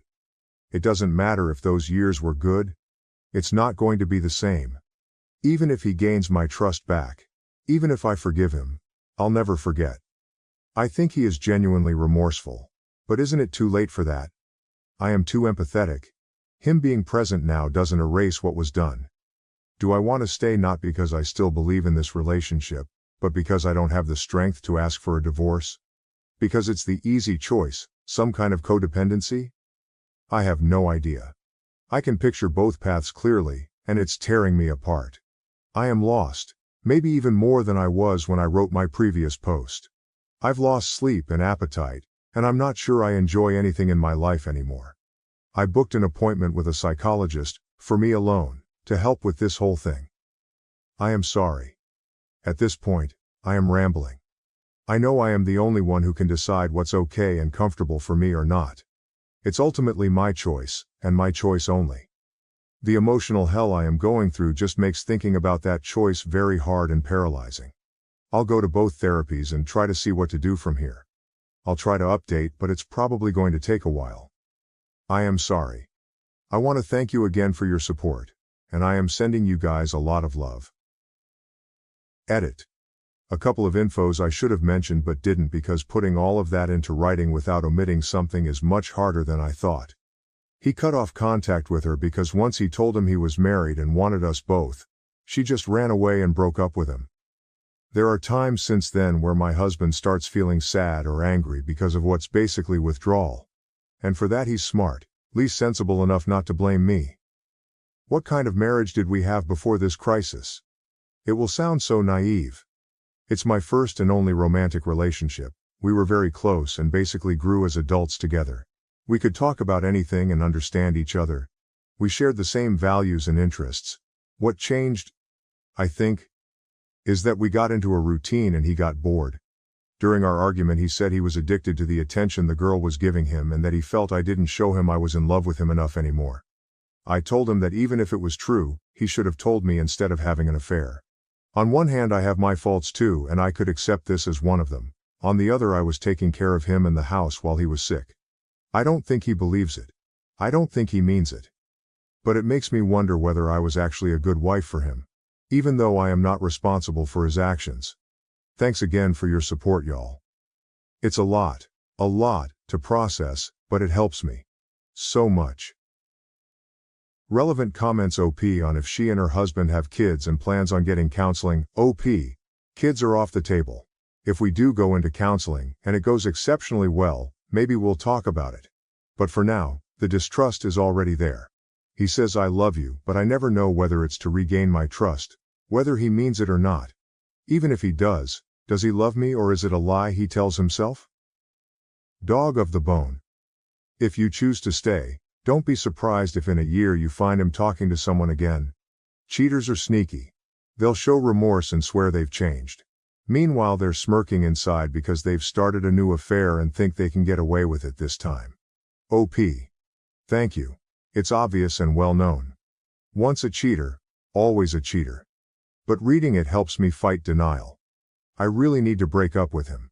If not for myself, just to show him that actions have consequences. Final update. Too long, didn't read, we are divorcing, hooray. Trigger warning, emotional affair, manipulation, self-harm threats, psychological abuse. Hey. I hope you are doing well. A huge amount of things have happened since then. I'll quickly summarize. Feel free to check my profile if you want to know more. It was a very unpleasant ride. So, my soon-to-be ex-husband had an emotional affair online and tried to make me greenlight it by asking for an open marriage, where we'd be allowed to have side adventures. I refused and his affair partner dumped him. He begged me to try to reconcile with him, to which I agreed, while I was actually trying to prepare my exit. We both went to individual therapy, still am. We separated temporarily 3 times, but every time I came back it went terribly. He was desperate. He kept trying to cross my boundaries. Love bombing me. Playing the victim. Asking to touch me even though I established I didn't want to. Threatening to kill himself if we were to divorce. I could go on and on. This made me finally realize, along with my therapist's help, lot of self-reflection and my exchanges on Reddit, that I was in an abusive relationship. Which is an important part, actually the most important part, of this update. Please look up definitions and examples of abuse, because I had no idea that what my husband had been doing all these years, even before the affair, counted as such. In his case it was psychological abuse, manipulation, gaslighting, guilt-tripping, blame-shifting, emotional blackmail. Nothing aggressive or mean. Which turned me into a very submissive partner over the years, always catering to his needs while erasing mine. I rationalize everything. It happened subtly and gradually and I was too naive to see it for what it was. His emotional affair and open marriage proposal were the natural continuity of that. Of course, the more I tried to get away from him, the more manipulative he got. Now that I was aware of it, I knew what he was doing. But fighting years of conditioning, even if you recognize it and succeed, is fucking exhausting and disarming. So, earlier today, I brought a friend home to assist me. We sat down, the 3 of us, and I told my husband we were over and I handed him the papers. It might sound dumb, but it's genuinely one of the hardest things I've ever done in my life. I was terrified. Yet he agreed. He repeatedly asked me if I was sure. He reminded me of the family we were planning to have and of our best memories together. Was it all for nothing? Apparently, yes. He was heartbroken, clearly mad and frustrated. But still, he agreed. He signed them and went back to his parents for now.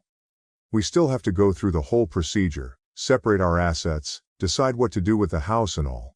And he still wants us to go to marriage counseling. But right now? I feel free. For the first time in months. The last hours have been a mix of tears, celebration, and godly, restful sleep. And I have to thank you guys again. Because my first Reddit post was the wake-up call I needed to eventually finally get here. Better late than never. Thank you so much. Lots of love to you all. Relevant comments. Fianist_05. He reminded me of the family we were planning to have and of our best memories together. Was it all for nothing? Apparently yes. He was heartbroken. That's a special kind of asshole. Was it all for nothing? After cheating on his partner. He sounds like an insufferable dickhead, honestly. Congrats on your freedom. OP. I know, right? The hypocrisy. The nerves of this man. The worst part is that he appears very charming to everyone who knows him, myself included. Hell, a lot of people from our circle, who are aware of what he did, still think he's a good person who just lost himself for a while. I guess it's hard to accept that the ones we love can be terrible people too. Any decision 470. You have been through a long, hard journey, and it will take a while yet, but you are investing in yourself and your health and happiness. Good for you. Continue self-care, and practice safety and security. Slow down and heal so that you will be strong and ready to seek and recognize true love. Wishing you a joyous future. You can do this. OP. Thank you. I'll do my best. I like to think the hardest part is behind me, but this story taught me to expect the worst. Whatever happens though, from now on, it's me first. I deserve love and happiness and I'll fight for it. My mom tried to force a reconciliation between my sister and me, but it backfired. Now, I don't know if I want her in my life anymore. I started dating my brother's best friend when I was 16. We were together until I graduated high school when he proposed and I rejected it. There was a lot of drama, with my family asking me to reconsider because we could have a long engagement, or make a promise to reconcile. My relationship with my brother, 36, suffered for a while, but the one with my sister, 32, never recovered. She was sure my ex was the best fit for me and became unbearable when she started dating my ex's brother. My ex was invited everywhere by my siblings, even to some family holidays, but I didn't say anything since he was their friend too. That is until my sister started to push for us to get back together. My sister did everything from trying to get us on blind dates to making us share a room during holidays. No matter the occasion, my ex was invited to it. After a while I had enough and asked my parents to intervene. They were clear with my siblings and stopped inviting my ex to things or allowing him to tag along so much. It was slightly better, but while my brother backed off, my sister didn't. It all came to a crash when I met my husband during a semester abroad. He was from another university but the same country and we just clicked. It was magical for me and we got engaged after dating for a year. My family was very happy for me, except my sister. She kept insisting I was in the honeymoon phase and will grow out of it. I clearly didn't, and after many, can't express enough how many fights and attempts to reunite me with my ex, I simply let her know if she pulled anything again I will stop talking to her. What does she do after that warning? Makes me her MOH and requests I spend all my time with the bridal party, aka my ex, and sets one of her friends as my husband's date. We didn't realize until we were at the reception and the poor girl tried to make a pass at my husband. My sister said that since we are not married it was okay to explore things with other people. I left the party and the next day spoke with my parents and brother, explained that while I won't make them choose I will not talk to my sister ever again, and if they try to fix stuff between us I will simply cut contact with them too. My mom was devastated and tried to negotiate, but my dad and brother said they would respect my decision, and apart from 2 attempts from my mom I haven't spoken, written, or anything with my sister in the past 6 years. My sister has tried everything to reconcile with me. From gifts to tantrums, but I simply don't talk to her at all. If we are at a family event or dinner I simply act like she doesn't exist. At first she made snarky comments or tried to create drama, but since nobody backed her up she gave up. She did have a meltdown when she was informed she was invited to my wedding but would not be part of any preparation. My brother says he feels guilty for going along with it for so long, and his relationship with my ex has suffered since my ex. They still talk but they are not as close anymore. The issue. My mom's birthday was a couple of weeks ago and I finally announced we are expecting our first child. This is not the first grandchild but is the first granddaughter. Everybody was very happy except my sister. My mom noticed that and asked me for tea the other day. My sixth sense told me not to go, but I wanted to be positive. The first thing I noticed when I arrived was my sister's car, then as I entered the door there was my sister, her husband, my ex and my ex-Miel. They wanted to have an intervention since my childish tactic has gone for so long. My ex said that he was just trying to be romantic but he understands I couldn't appreciate it. His mom said I was just hurting my sister for wanting the best for me and she apologized already so I need to forgive her. I was just sending texts to my family, dad, brother, husband, and looking at my mom in disbelief. My Bill had the balls to tell me I was a hurtful person and I need to learn how to act like an adult since I'm having a baby now.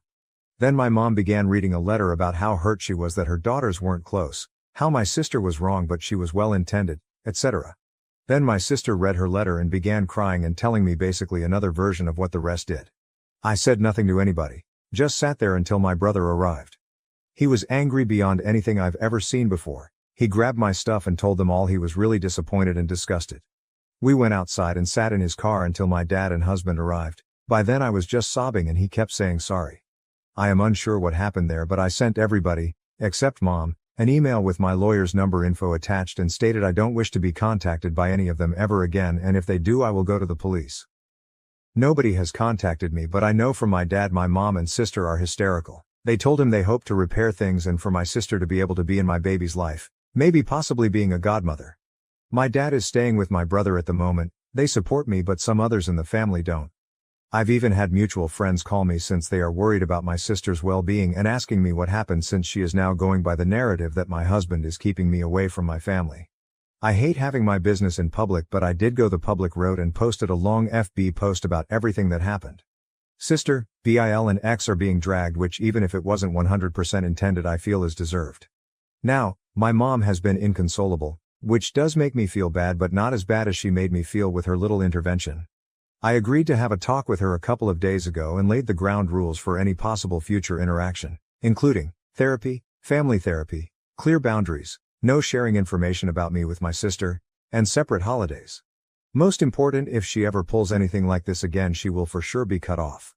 She feels this is too much but is willing to do it. She thought it meant immediate access to baby news and it is all solved but I told her it is a process and she needs to prove she has improved. My dad and brother refuse to talk to my sister and they keep apologizing for not stopping it earlier. We've forgiven them since they were able to move on and grow. My husband supports whatever I decide but my MIL is unsure cutting my mom's access to her granddaughter is the way to go but says it is ultimately my decision. I am torn about what to do with my mom. Relevant comments. Commenter, what is their logic? Like now that you're pregnant, you should stop playing make-believe with your husband and realize your happiness ever after is with your ex. What about your baby? Your ex and his family are gonna accept her.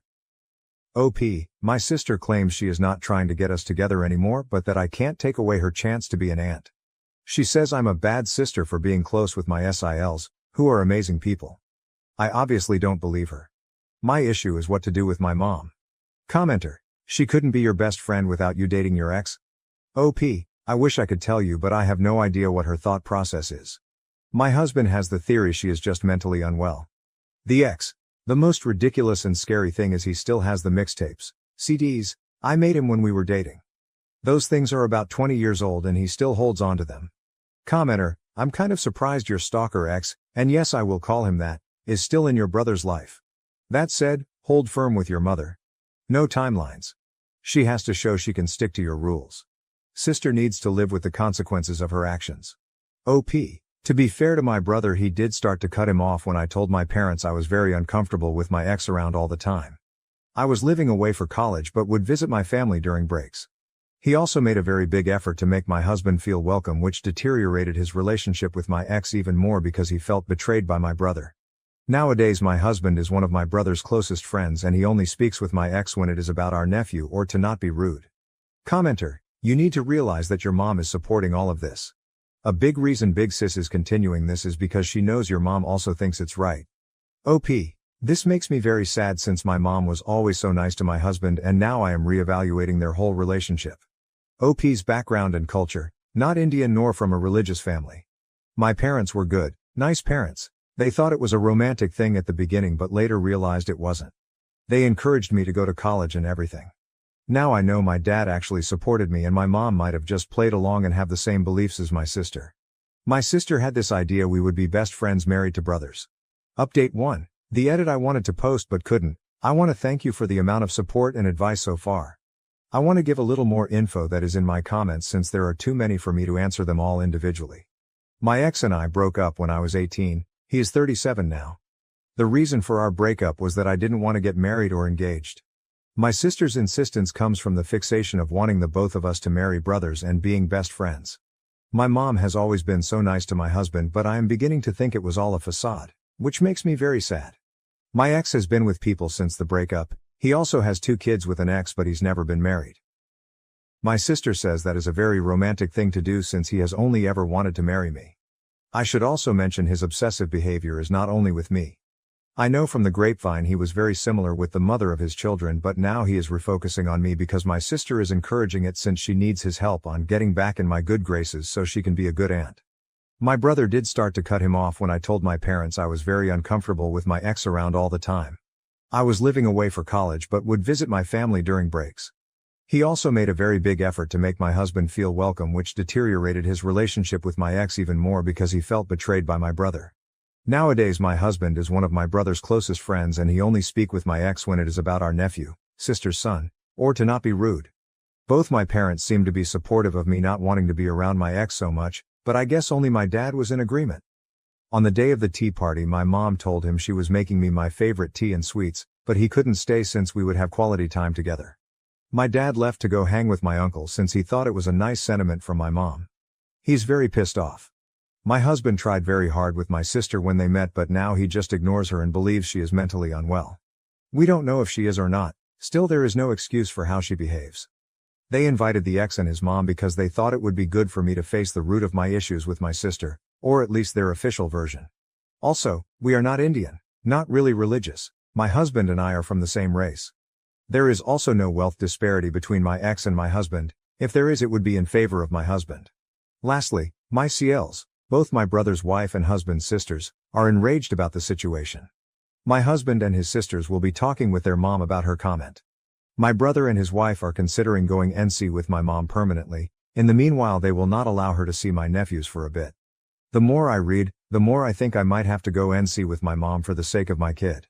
My husband is heartbroken to think all their interactions were fake, but says he is even more enraged she made me cry and doubt I was a good person. I realize there are still countless conversations to have with my family about my mom, but I will definitely be going for a restraining order against my sister and the ex. The proper semi-update. The state of my family so far. I had a conversation with my mother, but she insists she knew best. I am a bad person and she will be getting grandparents' rights or even custody. I don't know what she said, but I still panicked, so we sent her a letter about it. My dad moved out definitely. He told her that he could not sign on to her terrorizing his kid. My brother and his wife also decided to go to NC. I know it seems very sudden, but I think I understood the level of despair I had after the intervention. My husband told them afterward they had to think very well about what they appreciated and to be kind and receptive to everything, but would not raise a kid on a toxic environment. Reason 3271637 Why I love my husband. My husband is very heartbroken about my mom and her fakeness. He says she will never get anything from him. That is as much as revenge goes here. My husband and sisters talked to my MIL about her comment and made her understand why it was very out of it, as many of you assumed she is a very loving mom, from a loving family. My dad and brother keep apologizing for any role they played in this. My dad can't believe it went to this point. He says it is still surreal for him. Regardless, they support me no matter what and say they are willing to help me fight whatever ridiculous fight my mom or sister put up. Update 2. I want to thank the lovely messages and encouraging words. I decided to post it here so it wouldn't be deleted like the original was. Things are great and horrible at the same time, but I'm trying to remain positive about everything. My brother and his wife sat my nephews down and explained that grandma was ill and tried to hurt Auntie Diamond and the little cousin. They explained grandma would not be part of their lives anymore, but that doesn't mean she doesn't love them. It was really hard, but the kids are smart. They were also told another aunt is no longer in their life, but they don't care because they dislike her. Not because of me alone, simply because she is not exactly great with them either. My mom lost it when she was informed and started claiming she had rights and she will get to see her grandchildren. My dad is looking for a permanent place but will stay with us until January, mainly due to my brother's MIL coming to visit and us having the space. He is really sad, has called divorce lawyers already, moved bank stuff, etc. He has been getting countless emails, messages and calls from my mom, but he doesn't reply to anything. The lawyer told him to not block her right now. He considered maybe forgiving her, but I got a huge spike in my blood pressure a couple days after my last post here, because she decided to come to my place with my sister. My sister had never been to my home. My mom knew I didn't want her there, but I guess that doesn't matter anymore. The cleaning lady let them in since she knows my mom, and I haven't had the time to inform her she was not allowed to come in anymore. I was just coming from some errands and I saw the car. This time I didn't get in. I called all of my relatives, and my husband's sister, was the one closer to me. She confronted them and told them either they leave or I call the police on them for trespassing. They left and I started feeling bad. We went to the doctor and they told me all the excitement was not good and I need to start relaxing or it would hurt the baby. My dad went home with my brother, uncle and my husband and took every single thing he could think of. My husband says my sister was there too and she kept screaming at him that he destroyed her family. My dad told my mom and sister they almost killed the baby and he also doesn't want to talk to any of them again. My sister kept sending messages to my brother, begging for help, but it did not happen. I am devastated and very sad for my nephew since he is losing so much of his family because his mother has some wacky ideas, but it is what it is.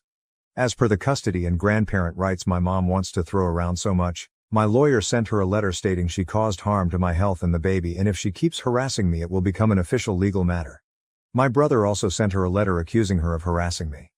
Both, mom and sister, have refused to go to therapy. They might be mentally ill, but with all of this coming to light it is obvious they have been in agreement for a long time. I will focus on spending the holidays with my family, being healthy and going to therapy. Update 3. Hi, I've received some requests for an update and had a little time so decided it could be a good fit. I want to thank you from the bottom of my heart from your comments, messages and every advice, because I feel we owe you for being even more paranoid than we were being.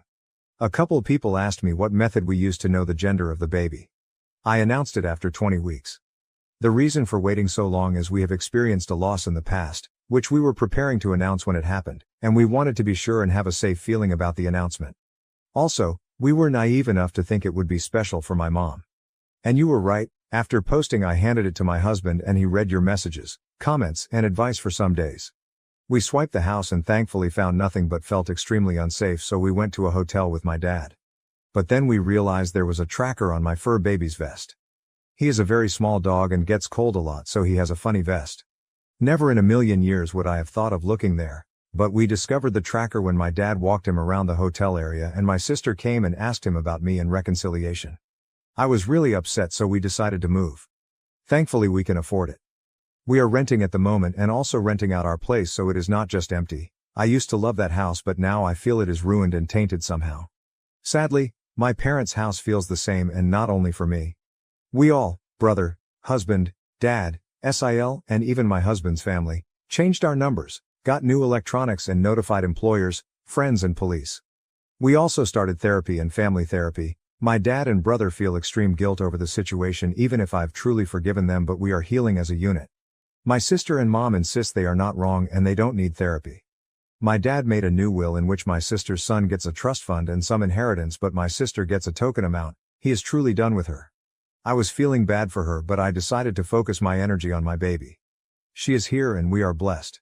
It is not the experience I thought of since my mom is not around me anymore, but so many friends and family members have truly surprised us. By the end we were so paranoid we started testing some people we were unsure of, telling them I was going into labor. It worked like a charm. We discovered who was still feeding info to my mom and sister and cut them out. The rest understood when we explained the reasoning. My ex, whom my friends now call Bates, went around saying the baby was his cause. We've been having a torrid affair due to my undying love for him. Nobody believes him anymore, but it made my husband contact Bates's employer and tell him about all the craziness. Long story short, he was put on a suspension pending internal reviewing. I am almost positive he will be fired since they have asked us for more and more info and they seem really apologetic. My mom has tried to find us, but all the people that know of our location have gone NC with her. My dad's lawyer sent her a letter stating that due to her instability all correspondence will be through lawyers now. It has been us and my dad because I felt so bad for him being alone. He has promised he will be fine and nothing is my fault, but I still feel awful. He has been the best babysitter, feeder, diaper changer in the universe. My nephews are loving as always, and my dad even got a visit with my sister's son. It came about because she kept making videos threatening to hurt herself if my husband didn't stop alienating her family, so my dad emailed her about seeing her son and told her he would call the police about her threats, so that seems to have stopped it. Lastly, someone brought up Bates's false hope. It can't be further from the truth. I spent years uncomfortable because I thought he would move on. Then after I spoke up and then met my husband, I spent such a long time fighting my sister about it. I had a very long engagement, which is why I married after my sister. I still love my mom and sister, but I choose a healthy life for me and my family over that love. I have discovered a lot of loyalty, love and compassion through this whole thing. As strange as it may seem, I feel lucky it all exploded. Hopefully it is not much of a ramble. Big hugs from me. Update 4. We officially moved into a new house, with my dad moving into the guest house. We had many discussions both in and outside therapy, and we decided that while it would be good for him to be with us, we all still need our space. We are still renting out the old place and will be deciding what to do later. My dad has the grandchildren all together about 3 times a week now. He still has to see my sister's kids separately since she refused to let him take the kid unless she knew where he lived, which to be fair is a normal thing, but considering she is crazy, we don't want her close. My mom complained to the lawyers about how unfair it is. My dad still gets to see all grandchildren, but there is nothing she can do about it. About a month ago my dad told me he had a confession and my stomach started hurting. Dear reader, he pays for my nephew's, sister's kids' schooling and babysitting, which is why she still allows him to see him. He felt so guilty for hiding it and didn't want to keep secrets. I assured him it was nothing wrong and to please don't feel bad. On Mother's Day, my dad got an email with a link to an Instagram account in which they made a sad video about my mom and how most of her family has abandoned her and how much of a saint my sister is for being there for her. It was really pathetic and enraged me, but I just sent it to the lawyer. Dad officially filed for divorce in May and the process is still ongoing. My mom insists he is wrong, but my dad said he'd rather drink bleach than go back to her, so I think that is final. My brother and husband took my dad out for Father's Day and had a blast. My sister posted many things that day, but they managed to block my dad from even learning about it because we wanted him to enjoy it. They also did a camping trip with the kids, aka went to a hotel, got a suite and put a tent in the middle area for the kids and a little tippy for the baby. Honestly, having a baby is one of the best things that have happened to me, and seeing my husband being the amazing father I knew he would be makes me so happy. It is tiring, but we have so much support. I feel grateful beyond anything because I have my rocks on my side. My SILs and I now get to have a little calendar on sharing things. All the kids get to do things that are age appropriate and if they want to. We want to let them all know they do not need to hang out with people they dislike and their voices matter. Right now they are all obsessed with baby and say they are her protectors. And we get little get-togethers, brunch, etc. Honestly, having family time is now a pleasure and not a headache without my sister there. I know it is wrong to say, but she just sucks the positivity out of the room.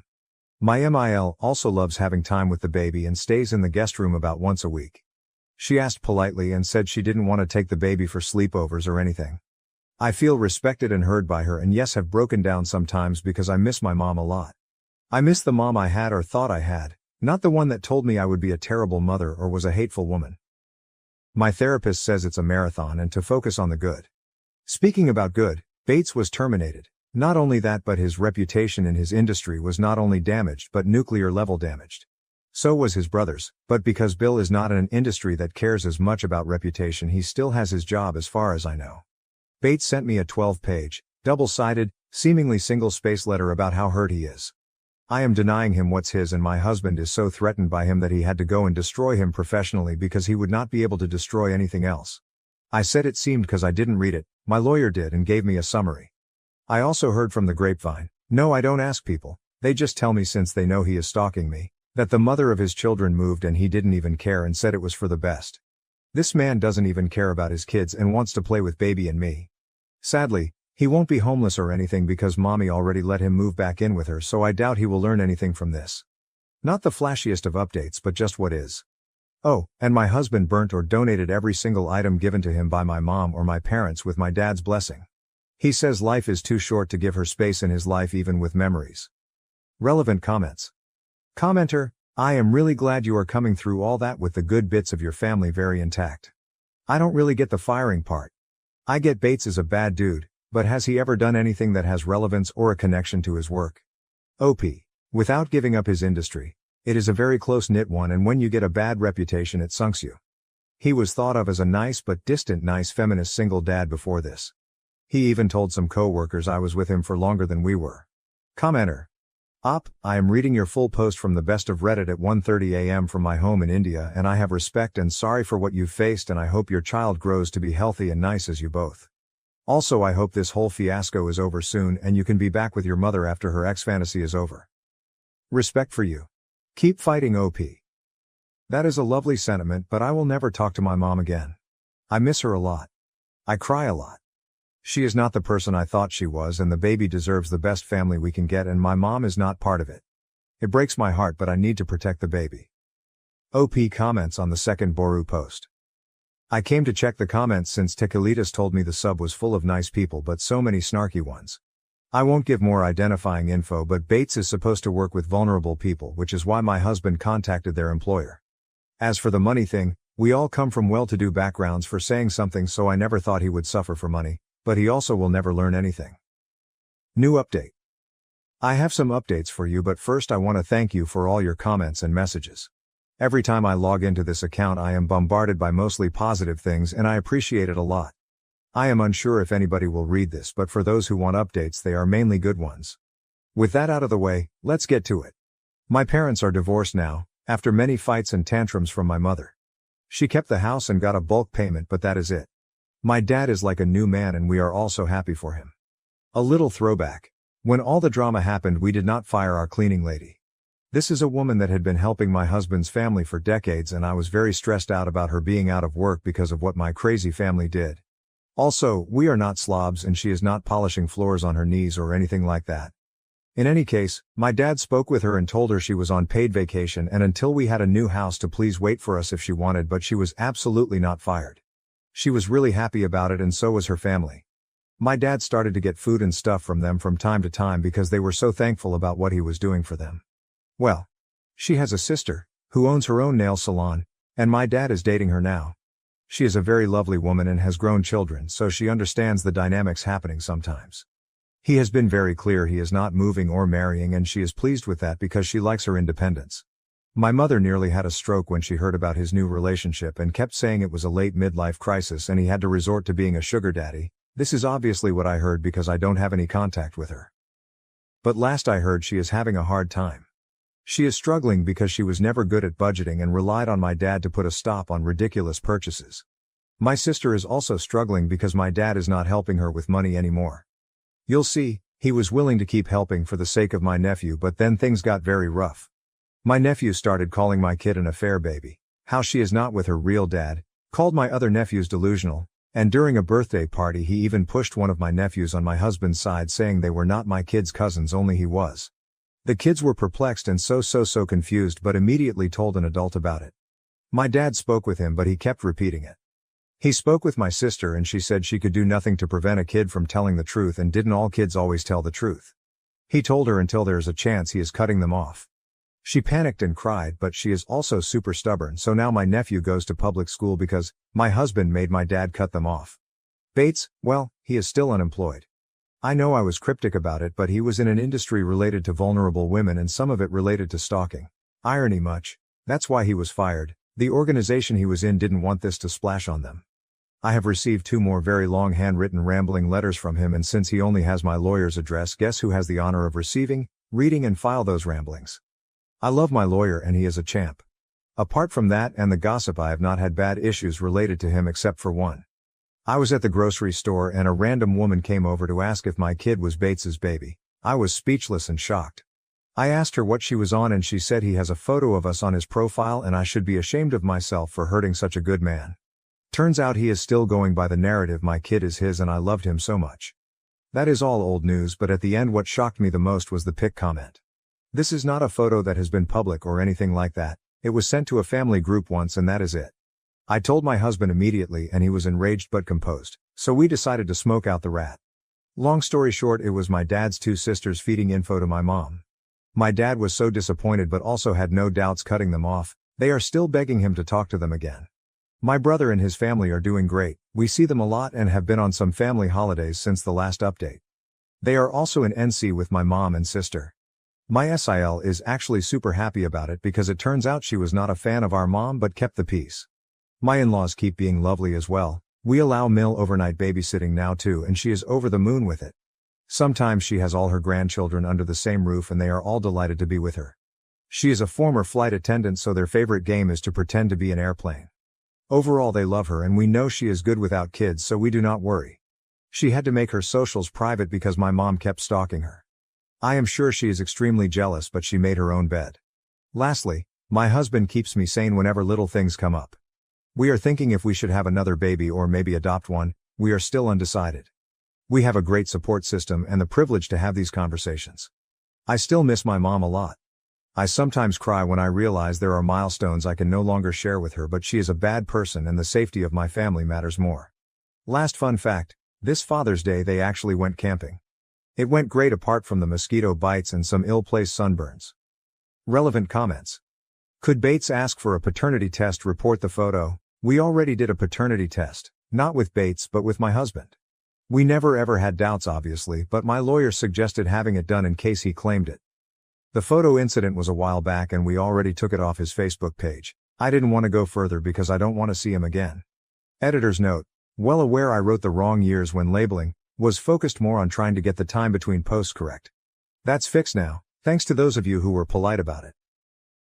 My fiancé is taking my last name. His parents are threatening not to come to our wedding. How do we handle this? January 31st, 2024.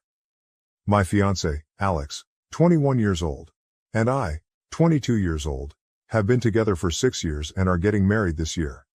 I never cared much about my last name, but after some recent family events, I realized I want to keep mine. Alex didn't mind and chose to change his last name so we'd match. Upon finding out, Alex's parents, Lisa and Luke, yelled at him. Lisa cussed him out, so my parents let him stay with us for the last week of winter break. We were home on break from college and live a few miles apart. Lisa and Luke say Alex is destroying and disowning his family, publicly humiliating them, and claim I'm stripping him of his manhood. They told us we're unbiblical and that women should submit. To them, it's political too. They said the queer community is the reason we're susceptible to this. Transgender people are to blame, and America is in its downfall. This is just another sign. Alex has received many texts from Lisa, calling him hateful, cruel, and cold, asking how he can let her suffer. The meetings Alex had with his parents went poorly. They told him they wanted to see him and not talk about the name, but then did. One meeting involved both sets of parents. Lisa and Luke talked 90% of the time before getting up and leaving. They're mad Alex stayed with us and said even if we go with his name they'd resent us and my family for supporting us. Lisa threatened to cut Alex off, saying he won't get another penny. They had planned to contribute to our wedding, stating there were no strings attached and they fund his college apartment. Lisa said this is the worst thing to happen to her since losing her first baby, and that it's worse than if Alex had gotten me pregnant, killed someone drunk driving, or was gay. She's telling Alex that his grandparents will have to move to assisted living from heartbreak, and Luke keeps telling Alex his choice is hurting people. Their main reason seems to be that it is tradition and that they want the last name carried on. It's not an uncommon last name. I also learned that Lisa borderline tried to talk Alex out of proposing. Alex asked me to marry him anyway, and Lisa called my mom in the midst of the engagement excitement to share her disapproval. They said that they get a say until Alex is married, and that's when they'll leave us be. Lisa and Luke keep texting Alex and my parents, but I have never received anything. They openly dislike me now, bad-mouthing me whether I'm there or not. I've decided my relationship with Lisa and Luke is over. It was rocky before as they tried to push their religion onto me numerous times. Alex is deciding how much more he can give. He hasn't taken a harsh tone or spoken rudely to his parents, but is tired. Now his parents say if Alex won't move back home, their financial support ends. They say the family won't come to the wedding, and one of his siblings has actually left the wedding party. Obviously, I have decided to stay mostly away from Lisa and Luke now, but they are Alex's family. With the wedding still coming up, we're unsure how to move forward. Too long, didn't read. My male fiancé is taking my last name. His parents are freaking out because I'm the woman and should take him. The verbal and emotional abuse are out of control, and they're threatening not to attend the wedding. Edit to add, Lisa and Luke's financial support is not necessary, and the wedding will proceed with or without it. Just thought it relevant to point out that the money that was offered no strings attached clearly does have strings. We know we are young and are still getting married after spending 6 years together. Postponing the wedding isn't something we're willing to do. Relevant comments. When asked if in-laws would accept both last names, the original poster, OOP, replied, apparently not, as his parents said it would make no difference. Since they aren't keen on using both names anyway, they decided against it. For instance, one commenter stated, "The only people that should be at your wedding are those who want to celebrate your relationship." It sounds like they don't. Another person remarked, "It seems he has valid reasons for not wanting to be associated with that last name anymore." Yes, it's unconventional, and people might look at him oddly for it, but they can just mind their own business. If you're happy and he's happy, that's all that matters. Furthermore, someone suggested, stop discussing it until after the wedding. For the rest of your life, stop sharing details about your lives with these people. Have your fiancé agree to gray rocking them moving forward, or there will be arguments about baby names and other issues in the future. The first time anyone knew my baby's name was in our birth announcement. Additionally, another commenter advised, simply say, "We will miss you." Any other response will only encourage them to meddle more in the future. Moreover, a user pointed out, your future in-laws are acting like overgrown toddlers. For both your sakes, I hope they go no contact with both of you forever, because the loss of their financial support is a small price to pay for freedom from their controlling behavior. However, if they refuse to leave you alone, your fiancé will need to develop strong boundaries. You two should consider premarital counseling before planning much more of the wedding, as it's crucial to ensure you're prepared to handle your future together. OP responded, "The price is most certainly worth the freedom. We're looking into premarital counseling, thank you." Update July 7, 2024, 5 months later. Alex and I got married last month, and everything was absolutely beautiful. Since my original post. After more months of emotional and verbal abuse, Alex made the difficult decision that his parents were no longer welcome at our wedding. He explained that he couldn't trust them to respect his boundaries, respect us at all, or respect what the event was about. As expected, they freaked out, asking if he was trapped and needed help. Saying everything had become about me, EOP, and telling him he'd been isolated from everyone he loves. We're not sure what story they told Alex's extended family. Alex reached out to everyone to explain what had been going on, but every response he received was more disgust toward his name choice, refusal of wedding invitations, and saying he needed to apologize, grovel, and fix the family. Most of Lisa's family were the ones talking the most about how dishonorable he was being and how he was breaking apart the family. Interesting, seeing none of them share Lisa and Luke's last name. Luke's family does. Luckily, only one invitation was returned with nasty notes inside, but the rest of the digital responses took Lisa and Luke's side, berated Alex for doing this near the anniversary of the death of Lisa's first child, and called him cruel and hateful. For context, Lisa's first child passed away a few days after birth, over 25 years ago. Alex says there has never been any remembrance that he knows of, and they do nothing on the anniversary. He doesn't even know the date of the anniversary. Lisa and Luke explained what happened once when he was young, and never mentioned anything again. We're unsure why it's all coming back up now, after presenting as generally unimportant his whole life. Apparently, this drama being 4 months from the anniversary was disrespectful. His sister Alice also went off the rails. After checking in to see how Alex was doing, Alice got angry that he wanted to discuss things over text instead of on the phone. It became obvious that she wanted him on the phone to berate him, because she ranted about how he was steamrolling their parents and wasn't really an adult because he wasn't married yet. She said she had encouraged Lisa and Luke to cut him off long ago and that I, OP, wasn't acting like family since I stopped letting her follow my Instagram account. This was after she dropped out as a bridesmaid and made it clear she didn't support our marriage. I decided not everyone gets full access to my life.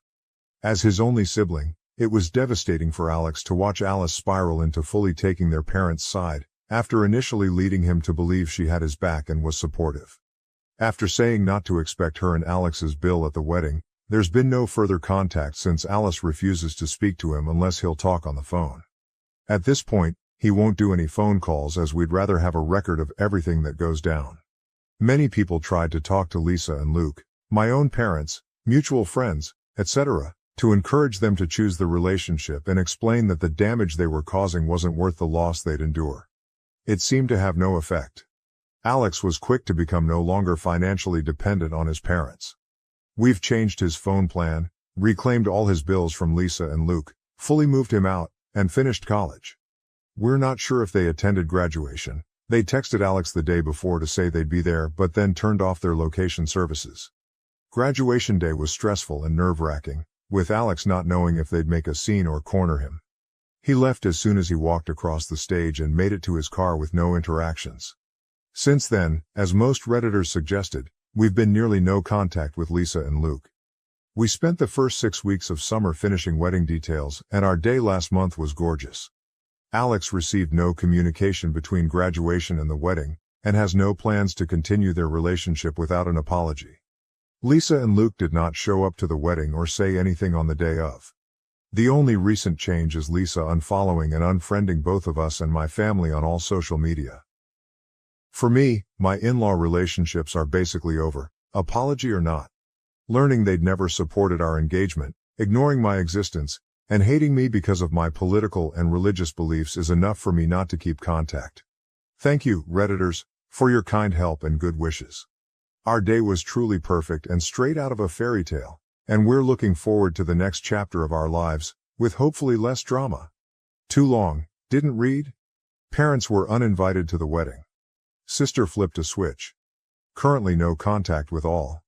Wedding day was beautiful and not dramatic. Relevant comments. One commenter remarked, "Wow, just wow. How can a whole family implode over something as ridiculous as a last name change?" Had I read the text without seeing it being about that, I'd have thought the young man at least had molested animals or children. Geez. Another observed, "That's because it's not about the last name. The last name was the straw that broke the camel's back." In the original post, OP said the in-laws already didn't like her. There is way more going on here than reported. A different perspective was shared. It sounds like they had total control over him and objected to losing the right to make his choices. Totally normal in small amounts when a kid reaches this stage of life, but for a certain kind of family, they can't let the baby grow up without severing everything. One user offered a warning, "Please be aware that if you are choosing to have children, they might come at y'all full force again. Be prepared." Another shared a personal anecdote. My friend's sister went through something similar. The couple had entertained the idea of creating a new family name and the groom's mom flipped out. Threatened to remove financial support, they didn't need it, and suddenly the racism came out after 10 years of holding it in. Suddenly the bride's family were those people, aka not white. It was a beautiful ceremony, the mom didn't show up and now she has to live with never seeing her only son. The irony is that the couple on their own decided that they weren't going to change it a few days before the wedding, but by then the groom went no contact due to the blatant disrespect and racism hurled at his wife's family. One congratulated the couple, saying, "Congratulations and I'm happy your wedding, and his graduation, went off without a hitch. I'm proud that he chose to stick to his wants rather than let his family bully him into submission. Stay no contact, your lives will be more peaceful." Suggest some therapy for him if he's struggling with all this though. There are a lot of emotional issues that come with cutting family out. Best wishes to you both. Adding a practical point, another user said, "I don't understand why anyone, male or female, changes their name in the first place in the modern era. Huge pain in the ass to do so, especially with professional licenses, college records, SS, passports, and so on. But yeah, his family is going overboard, by a lot. I can see why he would change his name. Disassociate from the wackadoodles. Sorry for the family strife, but congratulations on the marriage." Another shared a light-hearted story. "My husband and I have joked about hyphenating our last names. 11 letters plus 9 letters, both convoluted Dutch names that are hard to spell. Well, hard for folks here in Canada which are in Amsterdam to pronounce my last name better than I can. LOL. No one has given us a hard time about both of us keeping our names. I think the only people who had any sort of comment on it were my parents, and that was just from a practicality standpoint. They've moved provinces a few times and mom had to bring name change documentation with her every time she changed her ID to reflect her current province. I was warned that it could be a potential headache if I changed my name, but that was it." Someone else shared their personal dilemma. "My partner has a name that's a bit funny in our language, derived from the name of a trade, and a pain to write and pronounce in English. Not so bad in our local language, just long, as it's also 11 letters. I work in an English-speaking environment, and trying to explain to people how to pronounce something similar to Hadzhiski doesn't sound very appealing. It's not the real name but has a lot of similar sounds. But if we marry, I would prefer to keep mine, not so much because of the pronunciation. I just don't like how it sounds with my first name. Hyphenating sounds like a pain, and my full name would become 35 characters. However, if I kept my last name and we have kids with his last name, I will have to always carry a document proving the kids are mine. So no ideal solution here. His family likely won't be too happy if I kept mine, but they might just get over it if we finally marry. I think they gave up on any of their kids getting married years ago. We are all happily cohabiting without making it official. Adding another anecdote, a user said, "My dad died, and when my mom remarried, she kept my dad's name. She hated her maiden name and didn't want to take his long, convoluted last name. Her new husband didn't care at all. Nobody really cared. It's her name, she can do what she wants. I changed my name when I got married, it didn't last, and I just went back to my maiden name with no problem at all. My birth certificate goes first name, middle name, married last name, maiden name. So I can use my maiden without bureaucracy. I'm having the same thoughts as my mom. This is my name, and I'm keeping it." A user shared a modern perspective. "I think I'm going to encourage my kids to make up a new last name with their partners rather than pick one even. And doing it all over again, I might have chosen to do so with my wife too, but we share my last name.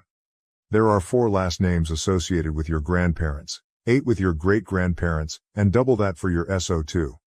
And so my last name comes from some traceable line of sons only, okay? I don't think that makes them necessarily any cooler or more special than maternal ancestors, or my grandma's ancestors. Frankly, I'm sure a lot of the men in that particular line of my ancestry sucked anyway. I don't feel like there's a really strong genealogical attachment to any singular family name unless someone becomes famous enough to make it a brand. So I think people should just pick and build their own family name or choose one from the most recent approximately 16 that they feel the most proud of, attached to. Lastly, someone shared their personal experience with familial control. It's very little to do with the name itself and everything to do with ownership. My husband and I double-barreled our last names to take each other's, so it was totally fair, and his parents still freaked the fuck out. It was nothing about the name or the fairness of the thing and everything to do with the fact it symbolized him growing as an autonomous adult, and they couldn't handle it. Which might be understandable, even if not acceptable if he was a young adult barely out of the house, but he was in his 30s with a career, property, and a PhD. But that didn't matter to them. In their eyes, children remain property and are mere accessories rather than people. My wife abandoned me to find herself 2 months ago, taking our savings. Now I'm rebuilding my life and preparing for divorce. Original post. October 27, 2023. My wife Mary's family has a history of developing dementia in their mid to late 50s. Her mother, grandmother, and several other relatives on her mother's side have experienced this condition. Mary's mother lived with us for 4 years until earlier this year, as her father has passed away. Our children are independent and have moved out. Our oldest daughter is in her final semester of college, and our younger child has enlisted. The past 4 years have been extremely challenging for us, our kids, our daughter moved back home temporarily during COVID, and our marriage. Living with someone with dementia is incredibly difficult. Over the last year, we frequently discussed using the remaining college funds and our regular savings, selling or renting out our house, as we were ready to downsize, quitting our jobs, and traveling for a year or until the money ran out. We just needed to wait for Mary's mom to move into a care home. I understood her anxiety about developing dementia, and I was burned out. Enduring COVID while working remotely, with a wife also working remotely, a college student and a high school student taking remote classes, and a mother-in-law with dementia was very challenging. When a space finally opened up at a care facility, we were able to move Mary's mom there. I thought I would finally get a chance to relax. However, after Mary's mom moved out, Mary's mental health declined significantly. I went from caring for her mom to caring for her. She felt immense guilt about placing her mom in a home and experienced severe anxiety about developing dementia herself. Our plan was to start traveling in the summer of 2024. 2 months ago, I came home to find a note from Mary. My friends call it Exhibit A. The note said she was going on our trip without me. She had quit her job, taken most of our savings, and was not sure when she would return. Maybe in a year. Maybe sooner.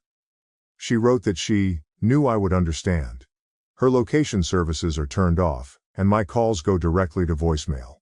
I sent a picture of the note to our children via text. We have separate checking accounts for the direct deposit of our paychecks, but we would transfer most of the money into a joint account to cover household bills and savings. Both of us had access to the main savings account. We also had joint credit cards for household expenses, and the 2 cars and mortgage were jointly owned. In addition, we each had our own small savings accounts, retirement accounts equally funded, and personal credit cards for gifts and leisure activities. I have now closed all joint cards and accounts. I waited a month to see if she would return, hoping it would be before she spent all our savings. After receiving only one text message during the first month, I consulted a lawyer. She informed me that there was very little to do at the moment, aside from changing the beneficiaries of my retirement accounts and life insurance. This way, my wife would get nothing else if I died alone while she is off on our adventures. Since only a month had passed, there was no way to serve her papers. My lawyer advised me to continue paying the mortgage and car loans because the cost of getting a judge to approve the sale of joint assets would be higher than making the payments. I did not want to ruin my credit by letting one of our cars get repossessed, but I also could not sell it since she is on the title. I receive random texts from her, and she occasionally posts on Instagram, with comments turned off, of course. I want to block her so badly, but my lawyer advised that it is better to maintain a communication channel that does not involve our kids. Her last post was from Hawaii, where she commented on what a great husband I was for letting her take this trip. Meanwhile, I am struggling to pay for 2 cars, a mortgage, household bills, and insurance, all while hoping no emergencies arise since I have no savings left. And she is out there enjoying our trip. F you her.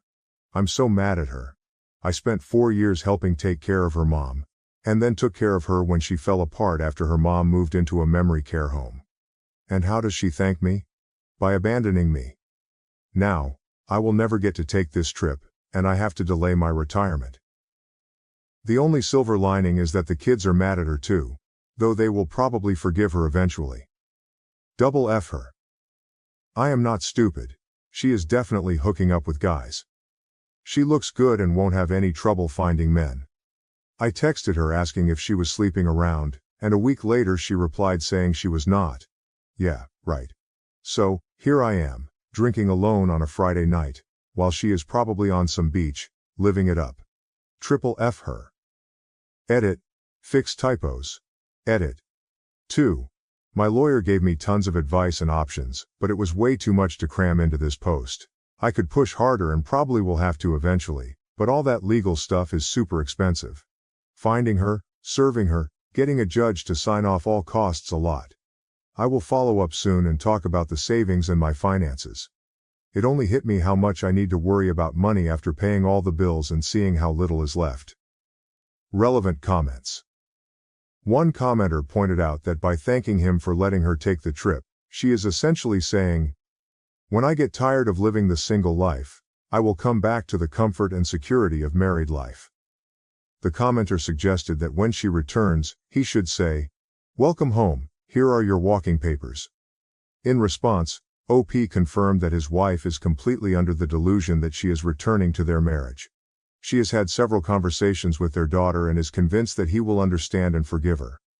Another commenter recommended that OP tell his daughter to pass along the message that he is filing for divorce due to abandonment to see if it gets any traction. Although they generally do not like the idea of involving the kids, they emphasize that the children need to support him in this. They suggested telling her that she would be cut off if she continued this behavior. The commenter also proposed that OP start posting about how his wife is living the good life and letting friends and family know what kind of situation this has put him in, as everyone probably assumes he is on board if he is not actively sharing the truth. OP responded that his wife only hears what she wants to hear. He asked her to provide an address to serve her with divorce papers, but she only replied that they would work it out when she comes home, which he strongly disagrees with. He mentioned that his daughter has tried to convey the pain she is causing, but his wife justifies her actions by saying she only has 5 to 10 years left until she develops dementia. OP questioned whether she should not be spending this time with her family, especially since it is uncertain whether she will even develop dementia. Update. November 13th, 2023. Here is an update from my original post. I am feeling much more positive now that the financial situation has become a bit more manageable. Essentially, I am accruing debt that will be paid off when I sell the house. Even with legal fees, I have about 6 to 8 more months before I need to worry about money, assuming no emergencies arise. My friend's wife gave me some valuable advice. Do not go from being a hero to a villain in your kids' eyes. How I talk about and treat my wife will determine my future relationship with my children. While I no longer care about my wife, I do not want to make her a sympathetic figure or drive the kids away from both of us. I followed up with my lawyer, who said that we will have my wife repay the savings she took through a reduction in her share of the assets. Any division of assets will include the savings she took. She will also have to repay the money I spent maintaining the household while she was gone. There is plenty of equity in her share of the house and her retirement plans to cover that. The lawyer also mentioned that, after nearly 25 years of marriage, our finances are so intertwined that my wife will get some share of the assets. The best case is that she agrees to the terms of the divorce, making it relatively cheap and quick. Otherwise, it will get complicated and expensive. She gave me a lot of options and an estimate of costs, so I decided to wait and see.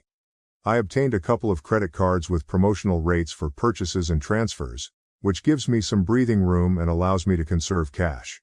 I will pay them off when I sell the house. Now that my financial situation is less stressful, I am actually enjoying her being gone. I am free to do whatever I want, whenever I want. I do not have to cook, clean, or take care of anyone. The house is quiet for the first time in ages. I love my wife, but her mental health weighed down our marriage. On balance, it was worth it until now. During the first month or so, I expected her to be there whenever I got home. When someone was at the door or if I heard noises, I would think it was her. I even checked the doorbell cam obsessively. I am not looking forward to her return. It has to happen, but when she comes back, I will have to deal with her, the divorce, getting the house ready to sell, dividing all our belongings, and finding a new place to live. I hope she stays away until after New Year's, but my daughter thinks her mom will be home for Christmas, either to stay or visit. My lawyer will have papers ready to serve her. Hopefully she will agree to the terms and continue her travels.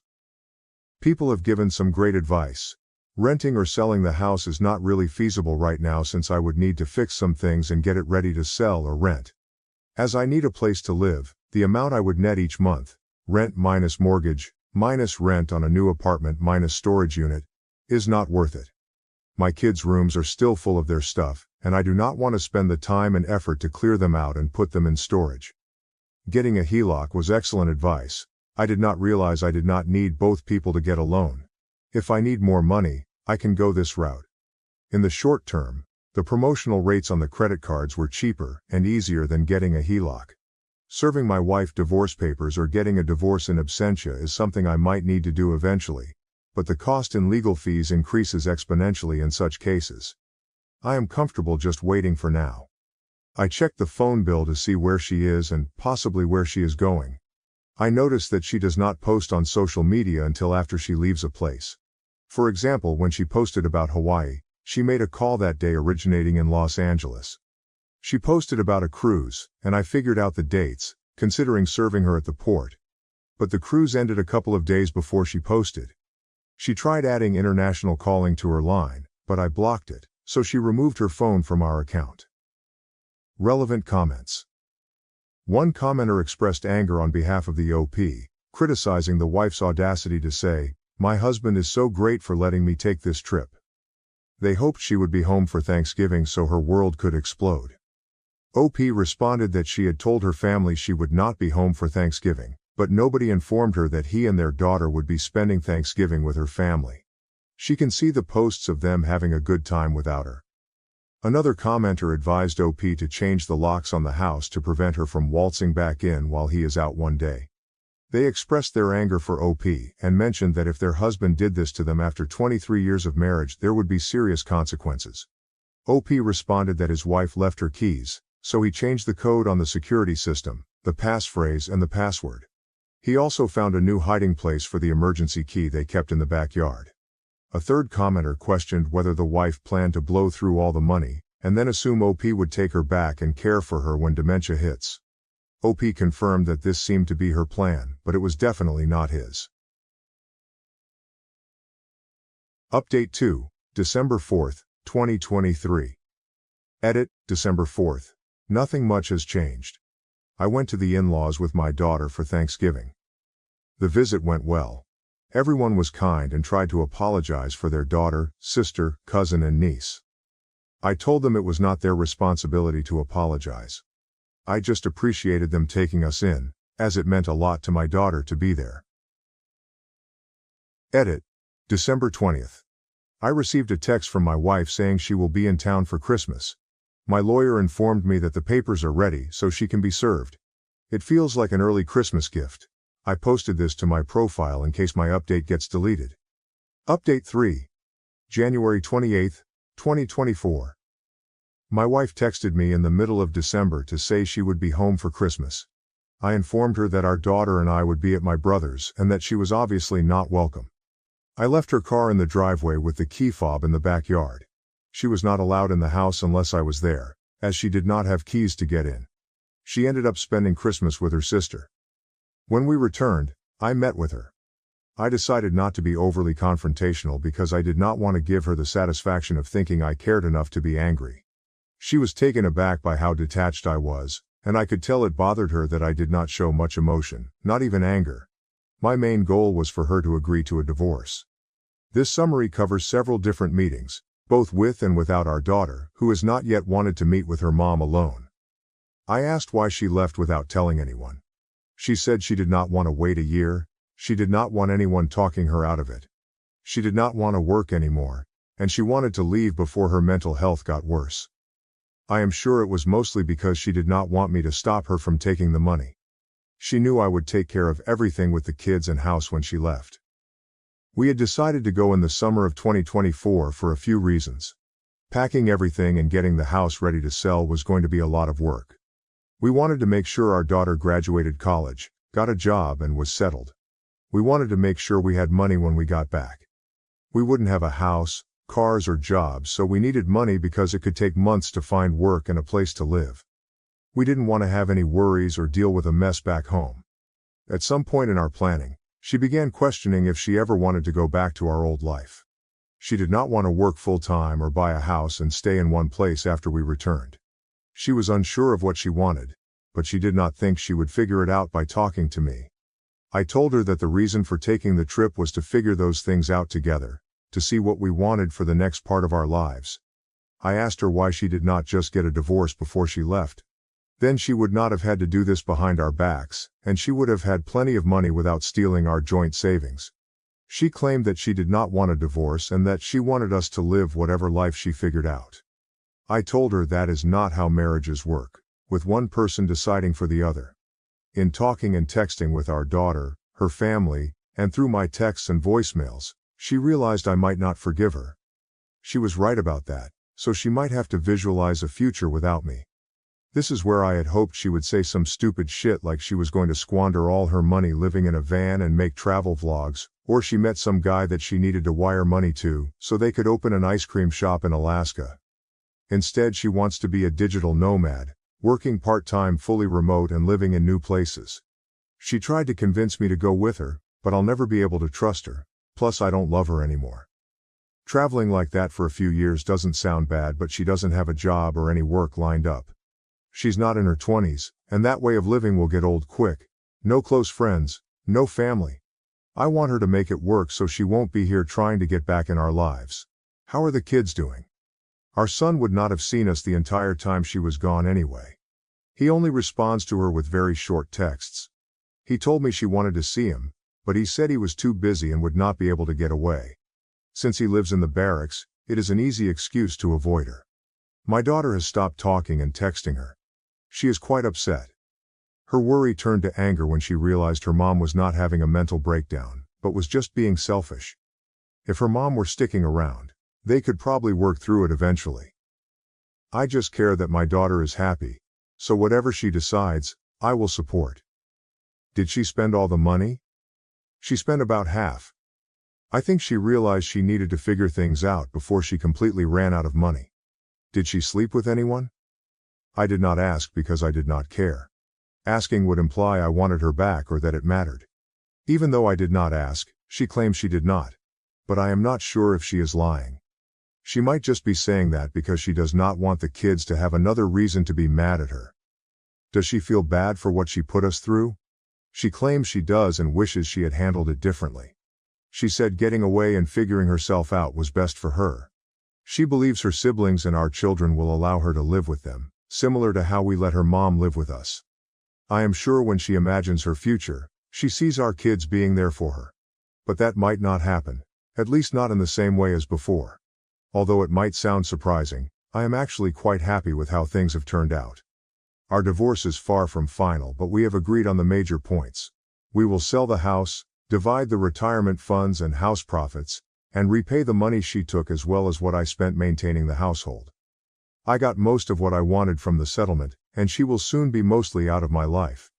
I will not have to pay alimony, and since she has chosen to make significantly less money than before, I will not be forced to support her. That would have been a real blow. She is no longer my responsibility, and I will not have to care for her if she gets sick or goes broke. I have decided to start dating again. I did not realize that a 50-year-old man with grown children, a good job, and in decent shape would be considered a catch.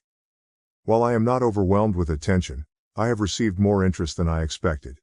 It has been nice meeting new women. I have worked out the finances and will be doing well after everything is settled, only having to support myself. This is not where I wanted to be at 50, getting divorced, and using Reddit as a form of free therapy.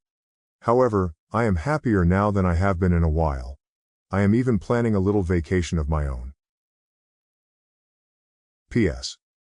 Thank you to everyone who has responded and reached out. It meant a lot. Many commenters have shared their thoughts and advice. One commenter mentioned that they had been thinking of me regularly, especially over Christmas. They expressed relief that I have sorted things out and found happiness.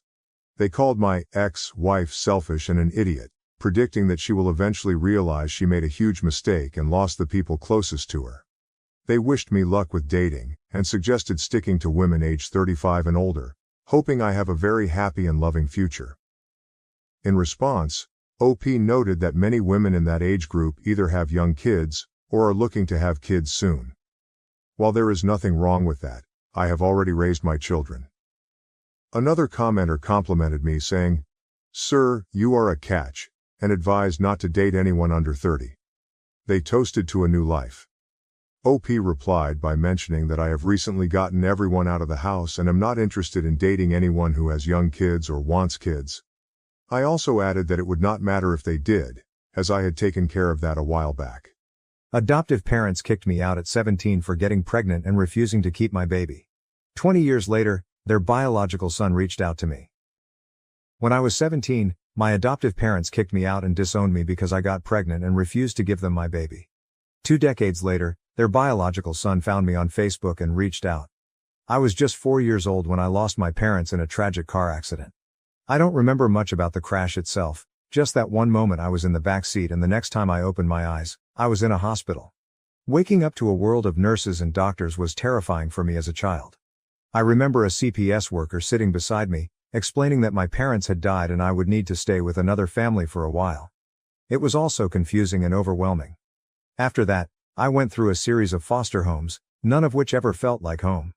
When I was 5, I was finally placed with Lorraine and James, who had been eager to have a child of their own. From the start, I felt their warmth and genuine care. They welcomed me into their home without hesitation, filling the emptiness I had felt from losing my own family. It seemed like, after all the tragedy, I had finally found a second family. However, as soon as I moved in, I noticed that James was very strict and disciplined, while Lorraine seemed to always follow his lead. I later learned that James's strictness was due to his background as an Army veteran who had been injured in action. His military experiences explained his obsession with meticulous planning and order. Understanding this didn't make it any easier when he would get angry over small things, like being a minute late for church. His strictness often left me feeling anxious and like I had to walk on eggshells around him. Lorraine, on the other hand, was more laid back but also drank a lot when James wasn't around.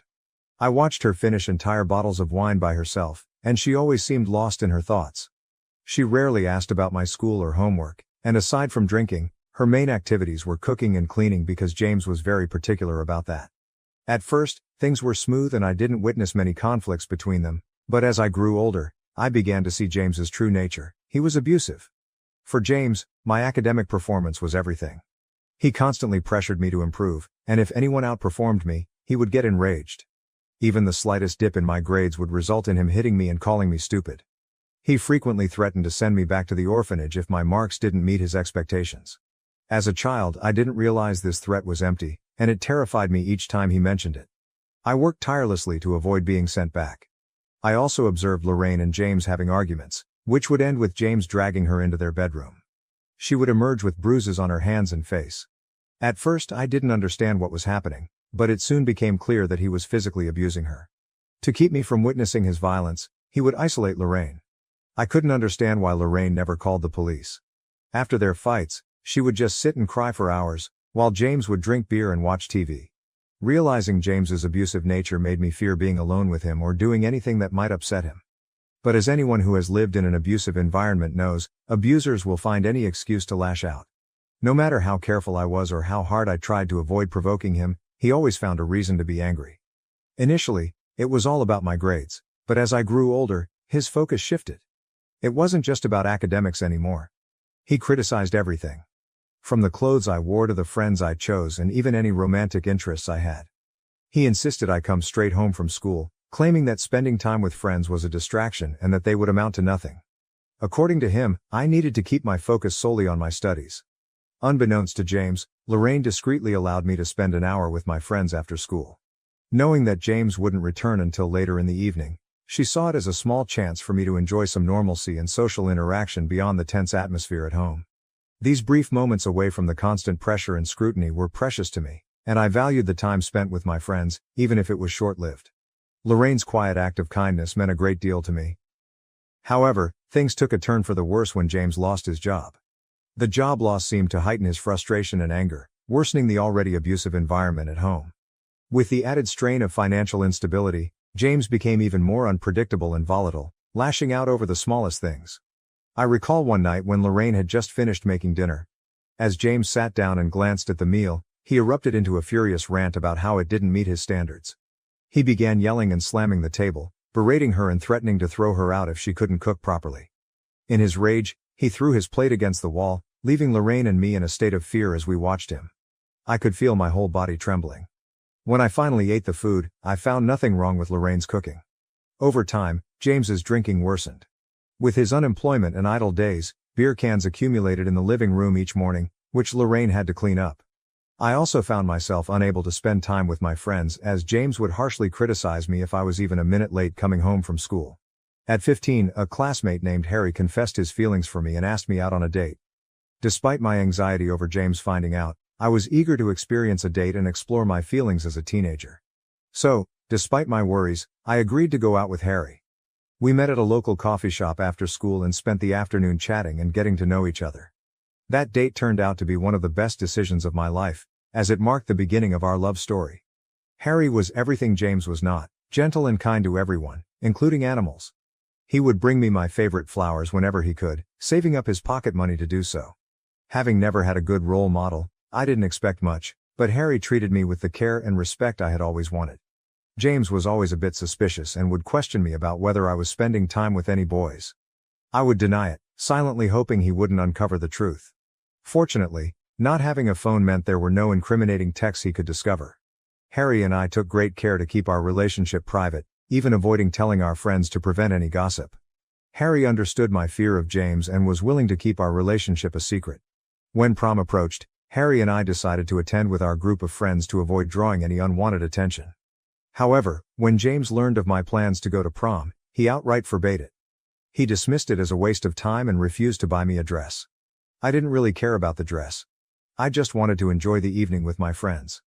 I begged him to let me go, reminding him of my good grades and how I had met his expectations. He scolded me, belittling my friendships and insisting that prom was insignificant. Lorraine disagreed and argued with James, believing there was no reason for me to stay home while my peers enjoyed themselves. James insisted that teenagers lacked a sense of right and wrong and that he wouldn't allow me to go out simply to have fun when I could stay home and be safe. Despite my pleas and attempts to explain how important this event was to me, he remained resolute, dismissing my feelings as trivial. He even threatened to lock me out if I tried to sneak out for prom. On the night of the dance, I was the only one who stayed behind, spending the evening crying alone in my room. I was growing increasingly weary of living with James.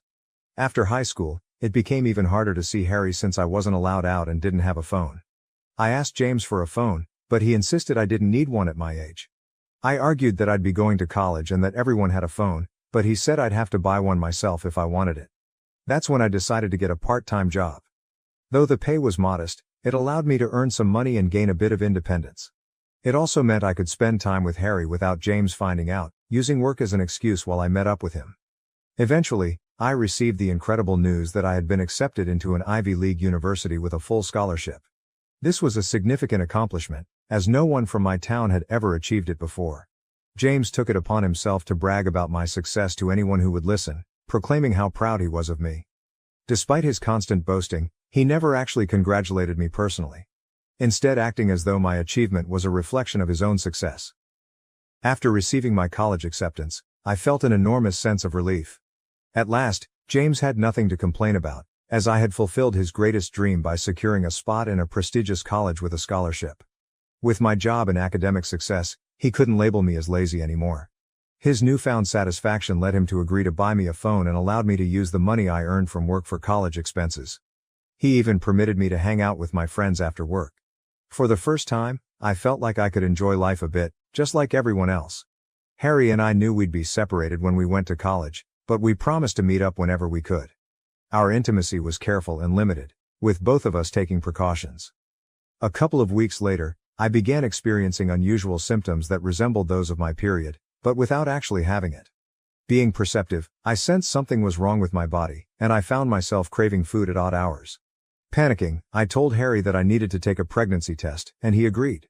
I took 3 tests, all of which came back positive. The shock was overwhelming, and I collapsed on the floor, crying uncontrollably. It felt like I was living through one of my worst nightmares. Harry tried to comfort me, but I was trembling with fear. I knew that if James discovered I was pregnant, especially right before college, he would react with unimaginable anger. Harry reassured me that the decision was entirely mine and that he would support me no matter what. He suggested talking to his parents first and then approaching James together to prevent any violent reactions. Given my difficult home situation, Harry was genuinely concerned for my safety. His parents were incredibly understanding. His mother embraced me and comforted me, saying that such things happen to many people and not to worry too much. They agreed to come to my place to help break the news to James. When Lorraine and James were informed of the pregnancy, they were utterly shocked.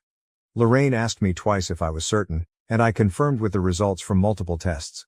James, however, erupted in anger, accusing me of being a product of his reluctance to adopt children from strangers, citing their unpredictable nature. He hurled a barrage of insults at me, claiming I had ruined my life. Harry's parents tried to calm James down, but he directed his fury at them, blaming them for the situation and appearing ready to physically confront Harry, who sat quietly in the corner. Overcome with emotion, I started crying and told James that I wasn't planning to keep the baby, so he had nothing to worry about. I assured him that everything could return to normal, and I would still go to college as planned. At that point, Lorraine asked to speak with James privately. They left the room while I sat there, crying and anxiously fidgeting. Harry's parents looked at me with sympathy. When Lorraine and James returned, Lorraine's words struck me like a tidal wave. She proposed that we didn't necessarily have to give up the baby, suggesting that I could carry the pregnancy to term and then transfer my parental rights to them. I sat there in stunned silence as Lorraine stressed that the child was a gift from God and urged us not to consider other options. James supported Lorraine's view, suggesting that this arrangement would be ideal, especially since Lorraine was already pregnant herself. His words left me completely bewildered, and I struggled to grasp what he was proposing. James revealed that Lorraine had only recently discovered her pregnancy and had kept it private while processing the news. With my own pregnancy, they now saw an opportunity to raise both children together as siblings. The shock of their suggestion left me speechless, grappling with the gravity of their proposal and the unexpected turn of events. Harry's parents were equally stunned and quickly expressed their disapproval. However, James interrupted, asserting that the decision was not theirs to make, and looked at me expectantly, waiting for my response. Overwhelmed with anxiety, I knew deep down that I couldn't agree to Lorraine and James's proposal. The idea of giving up my child to be raised in an environment reminiscent of my own troubled upbringing was unbearable. Although Lorraine had shown herself to be a caring mother in many ways, I couldn't ignore the fact that she couldn't shield herself from James's behavior, let alone ensure my child's safety. The thought of subjecting my unborn child to the same uncertainty and potential danger was unacceptable. While I cherished the thought of becoming a mother one day, I knew the timing and circumstances were far from ideal. I couldn't bring a child into the world under these conditions, knowing I couldn't guarantee their safety and well-being. I firmly told James that, although I was glad to be gaining a sibling soon, I couldn't proceed with the pregnancy. I was neither mentally nor physically strong enough to handle it. The idea of watching my child grow up with Lorraine and James, while pretending they were just a sibling, was inconceivable. Living a lie and denying my child the truth about their parentage was something I simply couldn't endure. When I shared my decision, Lorraine broke down in tears, expressing her disappointment that I couldn't do this for her despite all the sacrifices she had made for me. James, visibly enraged, got up and began pacing the room. I tried to explain my stance, but they refused to understand. Harry's mother stepped in, supporting my choice and offering to arrange an appointment with a gynecologist to move forward with the procedure.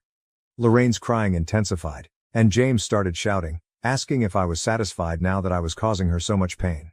He then demanded that I pack my things and leave the house. My shock was palpable as James declared he was fed up with me, accusing me of being ungrateful and selfish for not giving them my child. Harry's parents gently urged me to pack up quickly, clearly troubled by James's volatile behavior.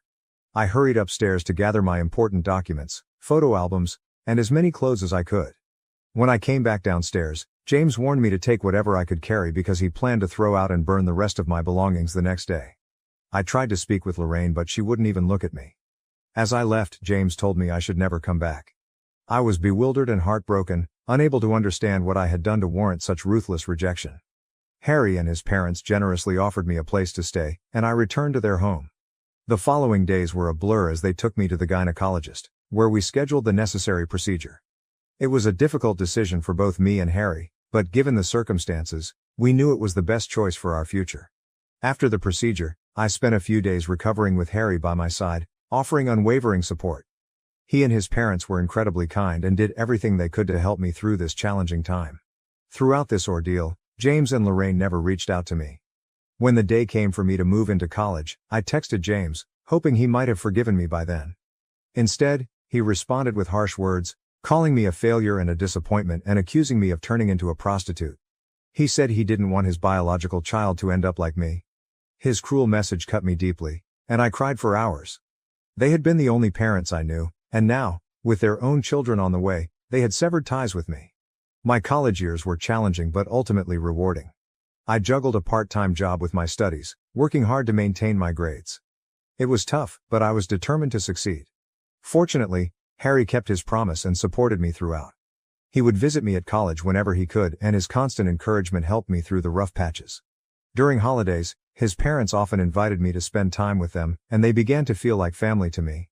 I graduated with honors, achieving the distinction of KL, and Harry and his parents were there to celebrate my graduation. I secured a good job in my field, and it was a proud moment knowing all my hard work had paid off. Harry and I eventually moved in together, and our relationship grew stronger with time. We supported each other through life's ups and downs, and after several years, we decided to get married. Our wedding was a beautiful celebration of our love and commitment, surrounded by our closest friends and family. I didn't even consider inviting James and Lorraine to the wedding. As a married couple, Harry and I have continued to build our life together. Recently, we took a significant step by buying a new house and renting out our old one. Our new home has become a cozy haven where we create new memories and plan for the future. We bought the new place to be closer to Harry's aging parents, who have become like family to me as well. I want to be there for them in any way I can. It's been almost 20 years since James and Lorraine kicked me out, and I barely remember them now. Over the years, I haven't dwelled on them much, though I do recall spending my first year of college grieving their absence. By my second year, I resolved to forge a new life for myself, free from their rejection. It was painful. And building this life on my own took immense strength. They've never reached out to me and I haven't felt the need to check in on them either. Throughout these years, Harry has been my steadfast companion and partner in every sense. Although we never had children, our two beloved dogs have brought us immense joy. We visit Harry's parents every other weekend and frequently enjoy trips and discovering new restaurants together.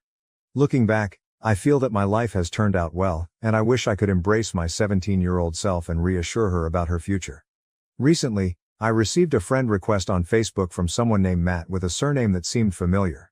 When I checked his profile, I was taken aback by how much he resembled James. I accepted his request and he sent me a greeting. I replied, and he soon asked if I knew anyone named James and Lorraine. My heart raced as I realized he was their son. Nervous yet determined to be honest, I confirmed that I knew them since they had adopted me when I was 5. Matt expressed a strong desire to talk if I was comfortable, so I agreed and gave him my number. When he called, the conversation started off awkwardly, but Matt soon shared that he had always known about a child his parents had before him because he had seen my pictures in the family photo album. Whenever he asked about it, his parents would dodge the question. He had been searching for me for a long time, having learned my name from our hometown, and he had recently stumbled upon my profile by chance. His sole reason for reaching out was to uncover the truth. As I recounted the painful events of my past, including how his parents had asked me to give up my child and then expelled me when I refused, I could feel the weight of the emotions. I described their absence from my life over the years and how I had managed to cope thanks to the support of my husband's parents. The conversation was emotionally charged, and I revealed long-buried feelings. Matt's voice conveyed shock and disbelief as he absorbed my account. After a period of silence, he told me he had no idea his parents had treated me so cruelly. He had always believed their story that I had left on my own accord. He thanked me sincerely for my honesty and apologized on behalf of his parents, expressing regret for the pain they had caused me. Since our conversation, I've felt grateful for Matt's effort to reach out and his understanding, which has brought me some comfort and validation. However, I worry about how James and Lorraine will react when they learn that I've shared the truth with Matt. Did I make the right choice in revealing everything, or would it have been better to keep silent? Update 1. I wanted to share that my initial concerns were valid. Within just 24 hours of Matt reaching out to me, Lorraine and James began bombarding me with calls and texts. Since I've kept the same number all these years, it was relatively easy for them to find me. Their messages have been filled with anger and accusations, mostly centered around why I disclosed family secrets to Matt. James's message, in particular, was harsh, insisting I should have kept quiet as I had for years and not interfered between him and his son. Overwhelmed and unsure of how to handle the situation, I've been dodging their calls and messages, uncertain of the best way to address this unexpected confrontation. Update 2. I informed Harry about the situation. He was unaware of Matt's outreach and, upon learning that I had shared our past, he felt I shouldn't have done so. His concern wasn't about the truth being wrong but rather that James was clearly unstable and that this revelation would only stir up unnecessary drama in our lives. I also spoke with Matt, who told me he confronted James and Lorraine after our discussion. They attempted to deny everything, labeling me as a liar and accusing me of using them until I could escape to college. Despite their claims, Matt didn't believe them and told them to stay away from his family. He also informed them he would be cutting them off financially. Matt revealed that he and his wife had recently adopted twins, but James and Lorraine had refused to visit them, which had made Matt question their behavior. After learning about my past, Matt understood why they might have been unhappy with his adoption. He assured me he would ask them to leave us alone and extended an invitation for me to visit his twins whenever I could. He expressed a desire to get to know me better, given our sibling connection. I'm touched by his kindness and might take him up on his offer to visit his family with Harry. Update 3. It's been 7 months since my last update, and for those asking, here's what's new. I decided to block James and Lorraine from all communication channels, which has stopped their threatening messages. Matt intervened and spoke to them, so they had no choice but to back off. Harry and I have visited Matt and his wife at least 4 times over the past few months. Each visit has been warm and welcoming, and we've spent hours reconnecting, sharing stories, and bonding over our childhoods. I've also had the joy of spending time with Matt's twins, who are delightful. I'm deeply grateful that Matt reached out and the connection with him and his family has been a source of healing and joy for me.